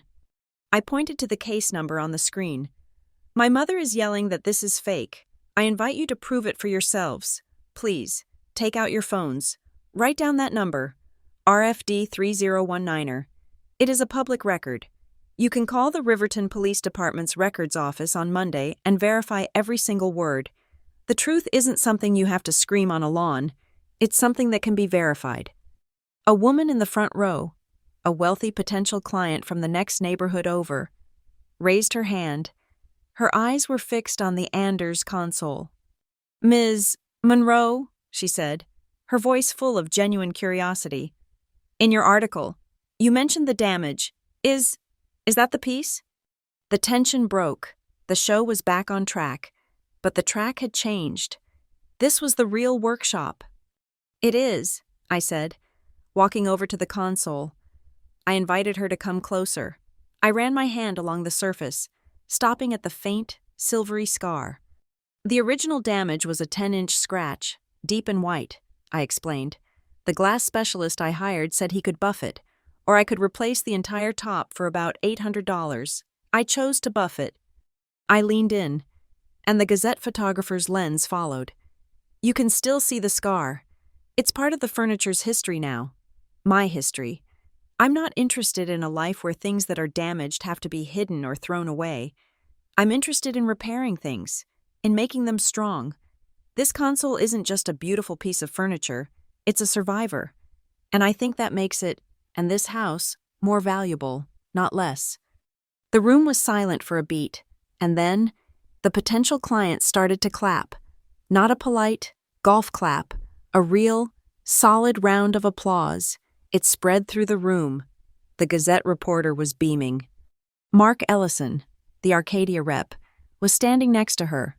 He was nodding, his face a mask of pure, unadulterated marketing genius. He saw the new angle. From the lawn, Brianna must have seen the applause. She must have seen that her final attack had not only failed, but had made me stronger. She made one last, desperate, pathetic move. "My babies!" she shrieked. "She hates my babies!" She grabbed Nate and Dylan, who had been hiding behind one of the cousins, and physically pushed them past the security guard. She shoved them onto my lawn, directly toward the Gazette photographer. The boys were terrified, tears welling in their eyes. "Tell them," Brianna screamed at them, pushing them forward. "Tell the camera how Auntie Hadley hates you. Tell them how she took your sofa away." Nate, the older one, just stood there, paralyzed, a tear rolling down his cheek. I lowered my microphone. My voice, without amplification, was cold and sharp and stopped everyone. "No!" I looked past the crowd, to the back of the room, where my neighbor, Mr. Greeley, and his wife Mary were standing.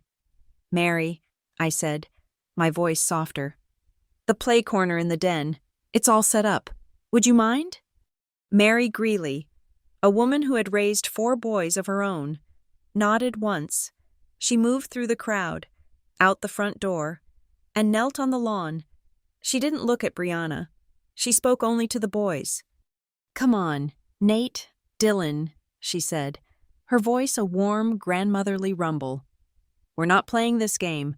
I have a new set of art supplies and some cookies your auntie got just for you. Let's go draw." She gently took their hands. They went with her. 2 small, rescued shadows. They disappeared into the house. I turned back to the crowd. I spoke to the Gazette photographer, who had, to his credit, lowered his camera. "I do not, and I will not, exploit children for a narrative. This event is about integrity. That's all." Mark Ellison stepped forward, raising his coffee cup. "If I may say a few words." He didn't wait. He projected his voice to the room, and to the cameras now pointed at him. Arcadia Smart Drapes chose this partnership with Hadley Monroe because we believed in her professional vision. After today, after this display, we know we chose correctly. We don't just value partners who have a good eye, we value partners who have integrity. We will always stand with those who know how to protect their products, and more importantly, how to protect the truth. It was a public execution. It was checkmate. I saw the fight leave my mother's body. Her sign dropped, clattering on the sidewalk. Her face was not angry, it was empty. She was beaten. "We're leaving," she said, her voice a hollow rasp. She grabbed Brianna's arm, yanking her. "It's over." They stormed off, dragging their signs. They were halfway down the block when a local lifestyle blogger, who had been recording the whole thing from the street, ran after them. "Janice, Brianna, just one comment. she said, her phone held out like a weapon. What was this all for? Why did you do it? What was the plan? My mother, her face a mask of purple rage, finally broke. She spun around, her voice a raw scream that carried all the way back to my open door.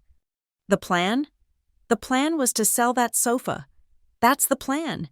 That ungrateful child has $14,000 to spare on a couch, and my daughter, has nothing.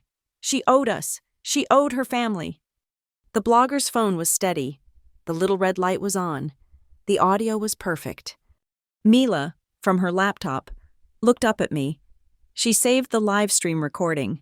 She just smiled. And, scene, the open house was a public victory. The Gazette article, which ran on Monday, was a masterpiece. It was titled, "The Resilient Home, Riverton Manager Turns Security Breach into Styling Masterclass." It painted me as a competent, unflappable, and innovative professional.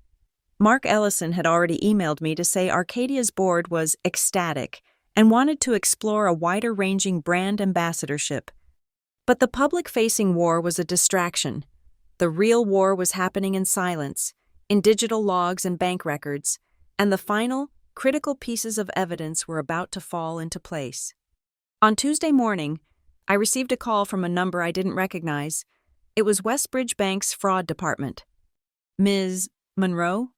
We're calling about your Visa supplementary card, ending in 4288. We have 2 pending charges from Quick-Lift Movers, one for $350 and a second for $2,000, both dated November 10th. We've flagged this as unusual activity, as this card has been dormant for over 2 years. My blood went cold. This was the card from Part 5, the one I thought I had canceled. Yes, I said, my voice steady. Both of those charges are fraudulent. I did not authorize them. Thank you, ma'am. We will block the card and open an investigation.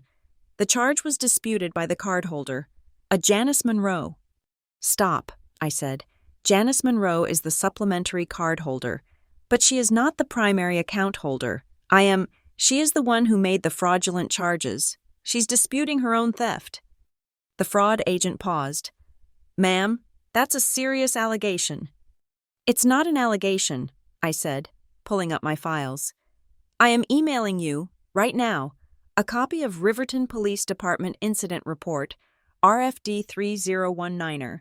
You will see that the $2,000 charge matches the exact amount of an emergency moving surcharge paid under police supervision, related to a theft perpetrated by Janice Monroe. She used my card to pay for a crime she committed. I emailed the file. The silence on the other end of the line was profound. Ms. Monroe, the agent finally said, his voice completely different. I see the file. We will lock the account. This is beyond a fraud claim. This is a legal matter. Yes, I said. And I have one more question. How is this card still active? I have a letter from your bank, dated March 2021, confirming my request to close this account and all its supplementary cards. I had saved that letter. I was Hadley Monroe. I saved everything. The agent typed, I see the note in your file. The account was scheduled to be closed, but the final action was never executed.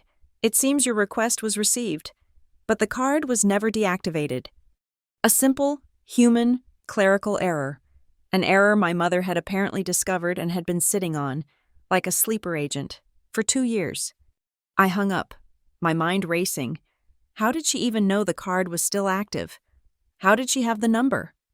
My father, Harold, provided the answer. He had been texting me small, pathetic apologies all day, which I had been ignoring. I finally called him. Dad, I said, no greeting. The supplementary credit card, the Westbridge Bank Visa. How did she know it was still active? He was silent. I could hear his shallow breathing. Dad, tell me. It was in the envelope. Hadley, he whispered. The envelope? The big manila envelope, the one you gave her, years ago, after your first apartment fire. Remember? You were so scared. You put all your important papers, your birth certificate, your social security card, old bank statements, you gave it to her. For safekeeping, you said. In case of emergency, she never gave it back. I remembered a small kitchen fire, the panic, the sudden, terrifying thought of losing my identity. I had created a go-bag of my life, and I had given it to the person I was supposed to be able to trust. She went through it. Hadley, he stammered. A few months ago, after the bank, after the Westbridge lien, she was looking for anything. She must have found the old card, and she must have called to check the balance. She had been planning this for months. She had been digging through the foundations of my life, looking for a crack, and she had found one. I forwarded this information to Mariah. Her response was immediate. "This is no longer just larceny," she emailed. "This is a pattern of long-term, premeditated financial abuse and identity theft. I'm moving." The next piece came from Quicklift Movers. Mariah had subpoenaed their internal records for the November 10th delivery. They sent over the full digital packet. It contained the invoice I'd already seen, but it also contained something new. A scan of the original white glove service delivery receipt, the one the delivery crew would have brought into my house, the one that required a signature.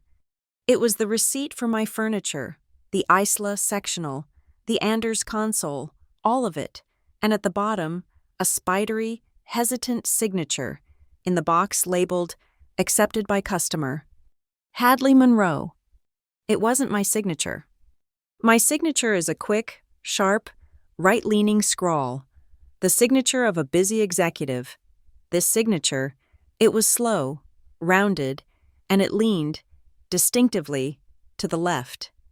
It was my mother's handwriting, trying to be mine. It was forgery. "I need an expert," I said, forwarding the scan to Mariah. "I've already hired one," she replied. "A forensic handwriting analyst from Denver. He'll have a preliminary report by tomorrow." The third document in the Quicklift file was the authorization to enter form, the one Janice must have filled out for the crew.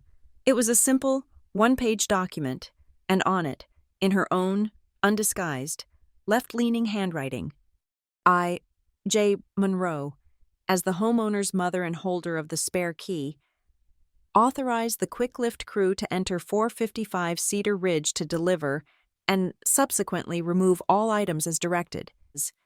She had signed her own confession. She had created a paper trail for the delivery and a separate paper trail for the removal. She was so focused on the narrative of the gift that she documented the exact mechanics of her own crime. And then, the final, cinematic twist, Mr. Greeley, my neighbor, his garage camera footage, which the police had already reviewed, was good. But he had a second camera, a small critter cam he'd set up in his backyard, pointed at his bird feeder. It also, incidentally, had a clear view of my driveway's edge. He sent me the file. Not sure if this helps, Hadley, but it's what I saw. It was a time-lapse, grainy and green in the night vision, but it was unmistakable. At 3:45 p.m. on Monday, after the main Quicklift truck had left, with my furniture, and before the police-mandated return, a different truck had arrived, a beat-up, unbranded panel van, the one that had delivered the junk. The footage showed two men haul the duct-taped sofa to my door, and it showed my mother, Janice, standing in the driveway. She wasn't holding a credit card. She was peeling bills from a thick wad of cash in her hand. She paid them in cash. This was clear evidence of two separate payment sources, the sign of two payment sources. She had paid the junk movers in untraceable cash. She had paid the real movers, for the theft, and the return movers, the police surcharge, with my own stolen, fraudulent credit card. She was trying to build a narrative that all the moves were one confused transaction, but the evidence showed two separate, planned operations. The cash payment was for the part of the crime she wanted to hide. I sent the video to Mariah. Her office was a storm of activity. "We have it all," she said, her voice electric. "On our final call. We have the original theft, planned and paid for. We have the coordinated junk swap, paid for in cash. We have the fraudulent use of your credit card for the return. We have the unauthorized access of your email. We have the physical fingerprints on the disabled security system. We have the forgery of your signature on the delivery receipt. And we have the public, recorded confession. What's the public confession? I asked. The lifestyle blogger, Hadley, she laughed. The one who recorded your mother screaming, "The plan was to sell that sofa. It's already been subpoenaed. The DA doesn't even have to work for this. We're filing the complete packet with the prosecutor's office. This is aggravated theft, forgery, and cybercrime. They will be pressing charges." The machine was now in motion. The legal system was taking over. And that's when the predictable, pathetic attempts at a deal began. First, a private message on Instagram. It was from a new account. BK Mom Life Private. It was Brianna. Hadley. This has gone too far. Mom is a mess. If I post a public apology, a real one, on my main account, will you call this off? Will you tell the lawyers to stop? We can pay you back in installments. Let's just handle this. You and me. No lawyers. I didn't reply. I took a screenshot. I forwarded it to Mariah with the subject: Attempt to circumvent legal counsel, violation of cease and desist. Mila, meanwhile, had been working on her own angle. Got it? She texted me. The live stream account? Riverton Real Truth? It's a sock account, but the recovery email, it's briannakentvlogs@gmail.com. She's not just a liar, she's a stupid liar, sending the packet to Mariah. Then, the final, inevitable text from my father. Hadley, please, I just want this to end, in peace. I looked at the message. In peace. His peace was my silence. His peace was my submission. His peace was the rug I was expected to sweep his wife's crimes under. I typed back one single reply. Peacefully equals legally. All communication must go through my lawyer. Do not contact me again. I blocked his number. The last email of the week wasn't from a lawyer. It was from Mark Ellison at Arcadia. Hadley, it read, your Gazette article has been a phenomenon. Our analytics are through the roof. We're having our annual Home and Secure Partners Convention in Aspen next month. We'd like you to be the keynote speaker. The topic? Personal asset security in the digital age. Your flight and suite are, of course, on us. I looked at the invitation. I looked at the legal files. I looked at the faint, silvery scar on my coffee table. I was no longer the family bank. I was no longer the quiet, reliable daughter. I was the keynote speaker. The weeks that followed were not filled with rage. They were filled with action. The legal letters, sent by certified mail, were the first and final word. Mariah's office received a signed copy of the no-contact agreement from both Janice and Brianna within the 5-day deadline. The criminal charges were still pending with the district attorney's office, but this agreement was the civil law equivalent of a wall. It was a formal, binding, legal severance. I was, for the first time in my 33 years, no longer accessible to my mother or my sister. The bank, it turned out, could close. Peace, I learned, was not a default setting. It was a project. It required logistics. My relationship with my nephews, Nate and Dylan, was the most complex part of the new system. I was not going to punish them for their parents' crimes, but I was not going to allow them to be used as weapons, either. The new protocol was firm. All visits were to be brokered by my father. Harold, it seemed, was beginning to crawl out from under the shadow of my mother. His texts, which I had unblocked on a probationary basis, were no longer pleading or manipulative. They were logistical. Hadley, he wrote, I was planning to take the boys to the community park on Saturday at 10 a.m. They would like to see you. Would you be available to meet us there? It was a request, an actual question, respecting my time and my boundaries. It was the first one I could remember. Yes, Dad, I typed back. 10 a.m. is perfect. I'll bring the craft supplies. And I did. We met at the park. I brought a blanket, charcoal paper, and oil pastels. Harold sat on a bench, watching, and for the first time, he seemed to just watch. He wasn't trying to run interference for Janice. He wasn't fishing for information. He was just a grandfather, sitting in the sun. Nate and Dylan, free from their mother's directive to perform, were just children.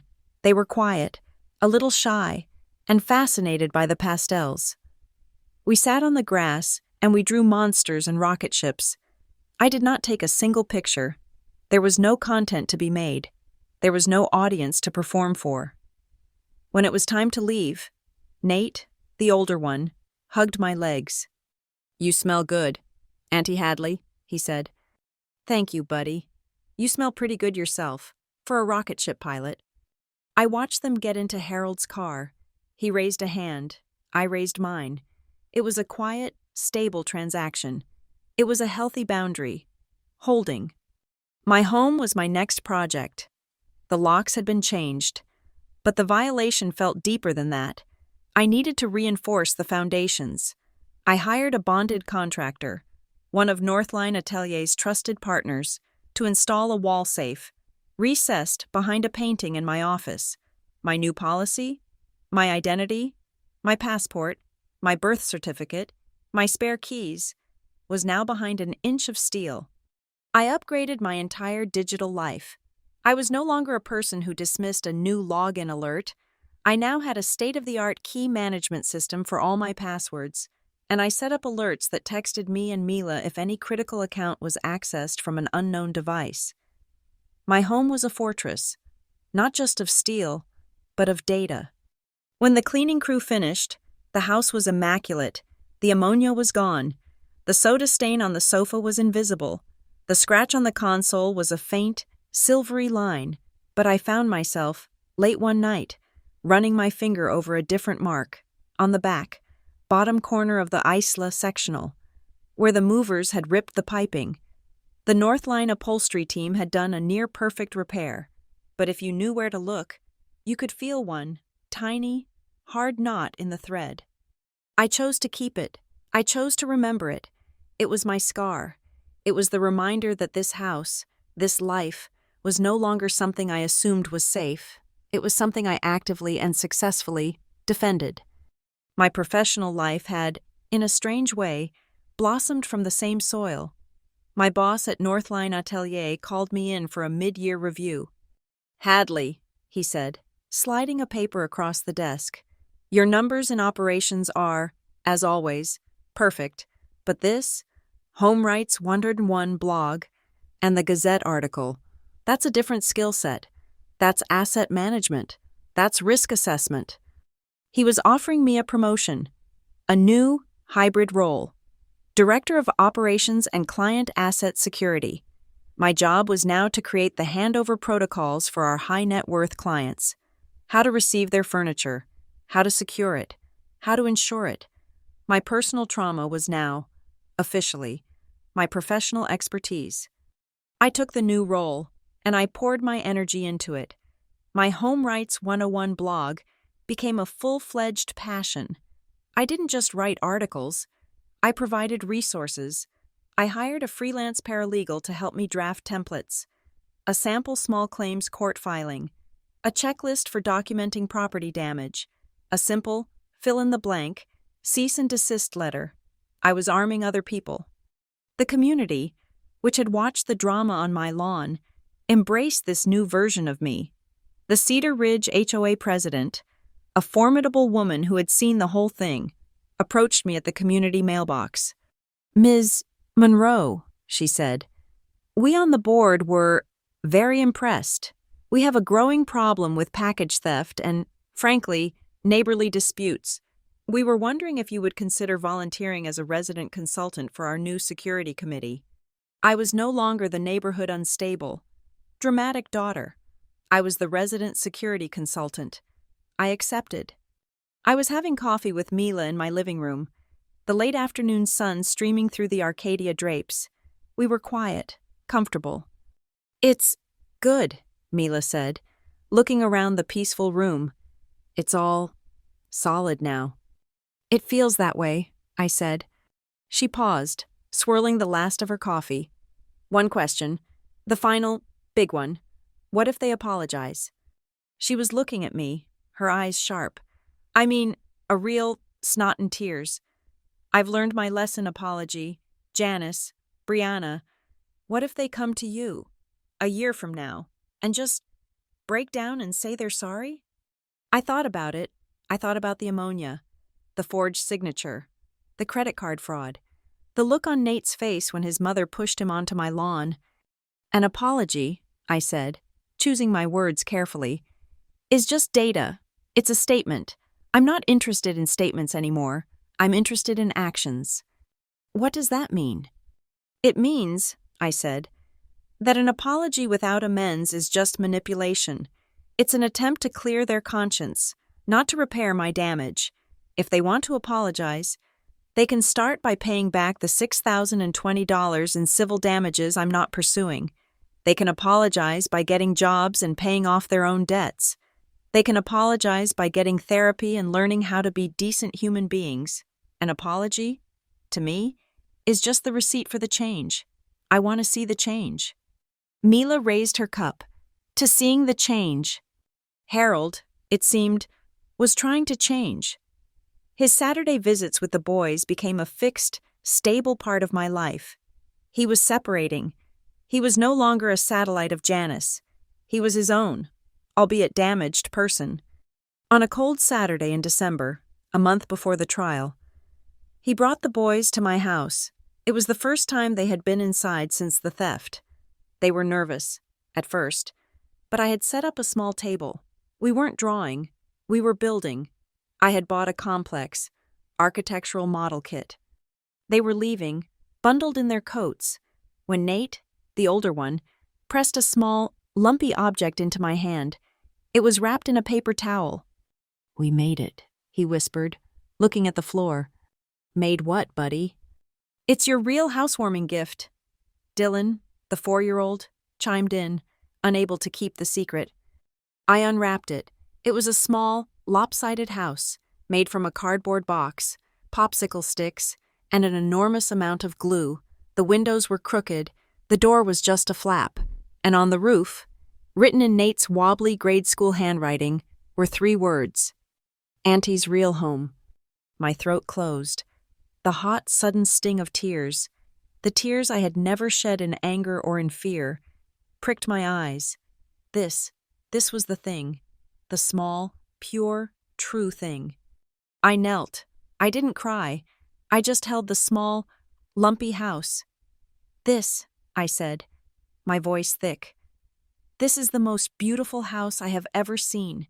This is the best gift I have ever received. Thank you, both of you." I held it, and I didn't take a picture. I didn't show it to the Gazette. When they left, I placed it on the bookshelf in my office, right next to my new professional award from Northline. It was a private trophy. The final piece of the new life clicked into place the following week. My work with the HOA Security Committee had put me in touch with a local carpenter and artisan, Evan Hale.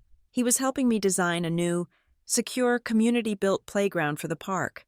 I was funding the project, not with a check, but by managing the supplies.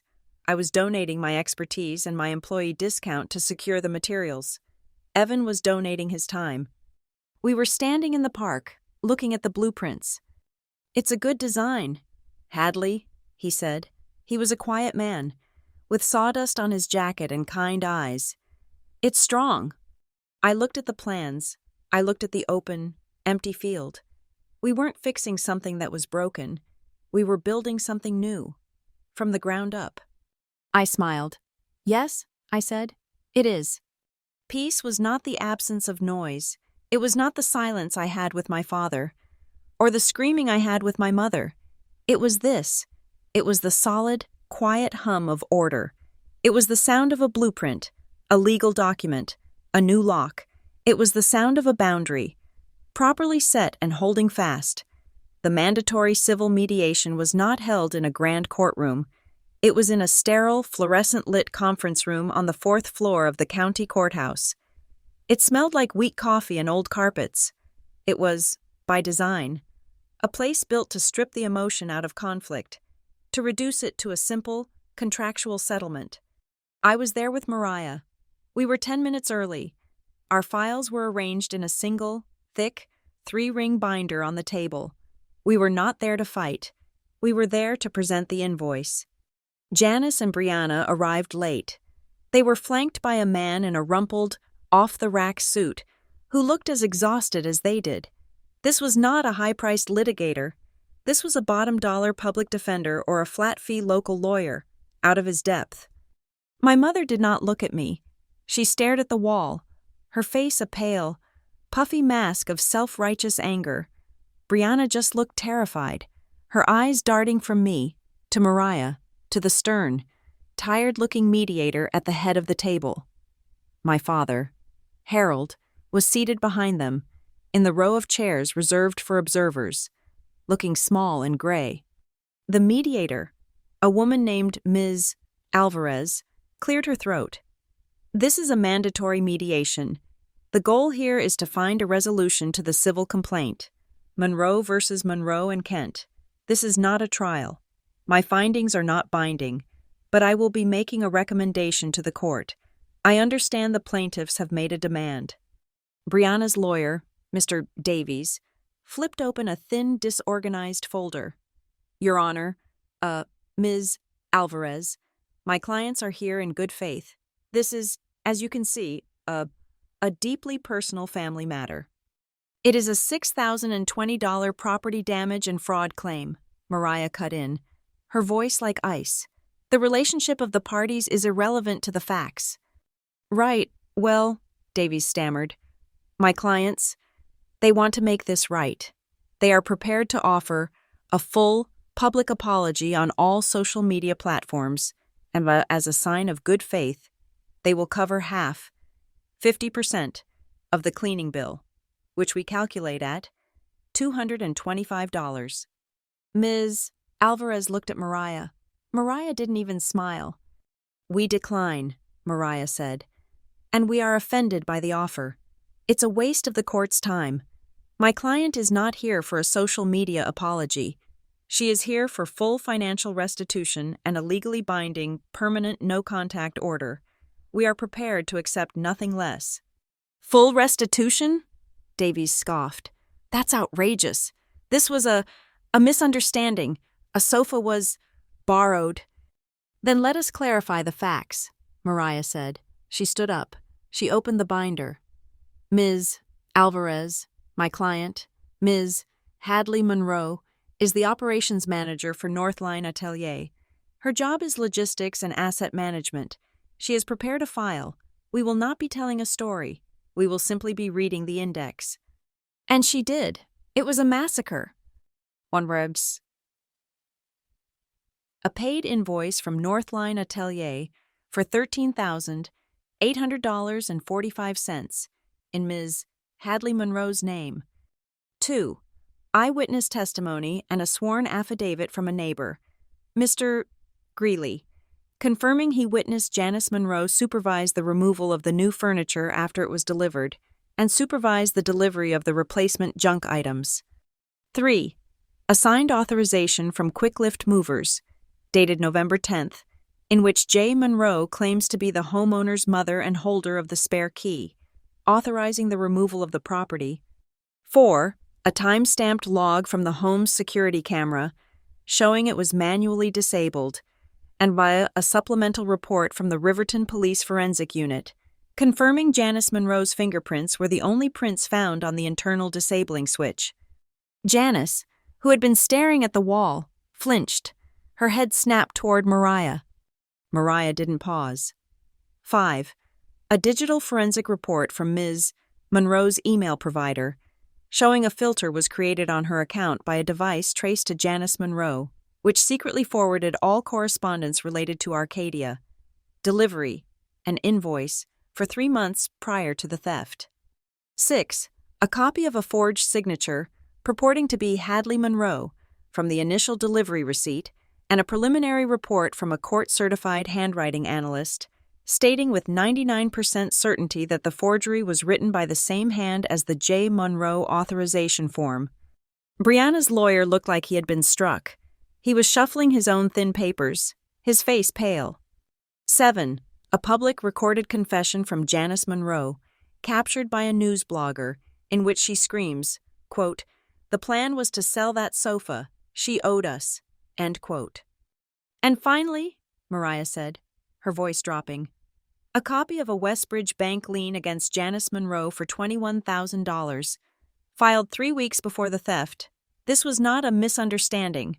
This was a desperate, premeditated, and meticulously planned criminal conspiracy to steal a high-value asset, sell it to pay off a personal debt, and use Ms. Brianna Kent's apartment as a temporary fence. The facts are not in dispute. She sat down. The room was utterly silent. Ms. Alvarez, the mediator, looked down at her papers for a long moment. She looked up, not at Mariah, but at my mother. "Mrs. Monroe," she said, her voice quiet but firm, "that is the most comprehensive, airtight civil case I have ever seen. This is not a mediation. This is you, being given one final chance to avoid a criminal trial that you will, in no uncertain terms, lose." Janice's face crumpled. The mask of anger was gone, replaced by the one true weapon she had left, the performance of a victim. "You don't understand," she wept, tears streaming down her face. "I did it for my grandchildren, for Nate and Dylan. Brianna is a single mother. She has nothing. And Hadley. Hadley has everything. She has the big job, the new house, the smart drapes. It wasn't fair.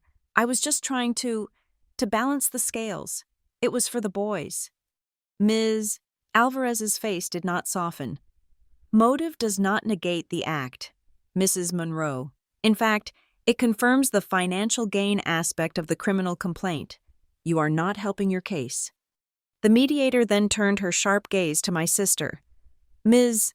Kent, let's talk about your role in this, the public defamation, the private Facebook group, the real truth about Hadley Monroe, the anonymous Riverton Real Truth live stream, in which you accused your sister of faking a police report." Brianna's lawyer, Davies, shot to his feet. "Objection, we object. There is no proof my client had anything to do with that anonymous account." Mariah just smiled. She slid a single piece of paper across the table. "This is a sworn affidavit from our digital strategist, Ms. Mila Torres. It shows the Riverton Real Truth account was registered to the recovery email, briannakentvlogs@gmail.com. Would you like to try that denial again, Mr. Davies?" Davies sat down. He whispered something to Brianna, who just shook her head, tears streaming. Ms. Alvarez sighed, a long, tired breath. "Okay, this is not a negotiation. Here is the settlement offer. From the court. This is the only one you will get. You will sign a full, binding agreement to pay Ms. Hadley Monroe the total damages of $6,020 on a payment schedule to be determined by her counsel. You will sign the permanent, non-negotiable cease and desist, with a 12-month restraining order attached, forbidding you from coming within 500 feet of her home, or her place of business, and you will write one single, non-negotiable letter of apology, to be drafted by this court, which simply states the facts of the theft and your remorse." She looked at them. "This is your last stop before the criminal charges, which I am recommending the DA pursue, are finalized. This is your only chance to show the court you are willing to make amends. Do you accept?" Janice was frozen. She was staring at me. Her eyes filled with a pure, black, bottomless hatred. She had lost. She had lost control. She had lost her bank. She had lost her power. She shook her head, a small, violent motion. "No, she—" And then, the one, single, decent thing. My father, Harold, stood up from the back row. He walked forward, past the lawyers, and stood behind my mother's chair. He put both his hands on her shoulders. She flinched, but he held on. He was not looking at her. He was looking at me. And for the first time in my life, his eyes were clear. "Janice," he said, his voice quiet, but it filled the room. It was the first time I had ever heard him use that tone, the tone of a final decision. We are done. We have to pay for what we did. He wasn't talking about money. He was talking about the last 30 years. The words, "we have to pay," broke her, the dam of her rage, her ego, her lifetime of manipulation, shattered. She bowed her head, and she began to sob. It was not a performance. It was not for her grandchildren. It was the dry, racking, hideous sound of a tyrant who had just been deposed. It was the sound of her control, evaporating. Brianna, next to her, said nothing. She just picked up the pen, her hand shaking. She pulled the paper toward her, and she signed. After my mother, her hand guided by my father's, had signed her name. The room emptied. Mariah was with Ms. Alvarez, filing the paperwork. My father had guided my mother out a side door. Only Brianna remained, standing by the exit, waiting for me. I gathered my things. I didn't look at her. "Hadley," she said, her voice a small, reedy whisper I barely recognized. The boys, Nate and Dylan, they've been asking." I stopped. I turned to face her, but I kept my distance.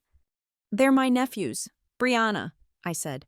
"I love them, but this stops." "What stops?" she whispered, her eyes terrified. "The performance, the cameras, the mommy's trying her best narrative, the using them as shields, the pushing them onto my lawn." "The visits will continue," I said, my voice flat, like the terms of a contract. "They will be brokered through Dad. They will be in public places. For now, there will be no cameras. There will be no vlogs. You will not be present. I am going to give them a safe, stable, boring afternoon with their aunt, who is going to teach them how to draw, and who will not ask them to perform for any audience. Do you understand?" She nodded, tears dropping onto the carpet. "Yes, Hadley, Don't," I said. "Don't say you're sorry, just go. Be a mother to them. For real. Off camera." I walked away. I didn't wait for her reply. I walked out of the courthouse and into the bright, cold November afternoon. I didn't feel victorious. I didn't feel happy. I felt clear. I felt like an operations manager who had just successfully and painfully liquidated a 33-year-old, non-performing, toxic asset. I went to my lawyer's office. I signed the documents to enforce the payment schedule. I signed the final restraining order. I filed the paperwork.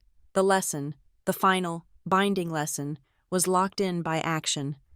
That night, my house was quiet. It was the first, real, deep quiet I had felt since I'd moved in. It wasn't the silence of fear or the silence of waiting for the next attack. It was the silence of a fortress, secure. I stood in my living room. The Isla sectional was warm from the last of the afternoon sun. I looked at the Arcadia drapes.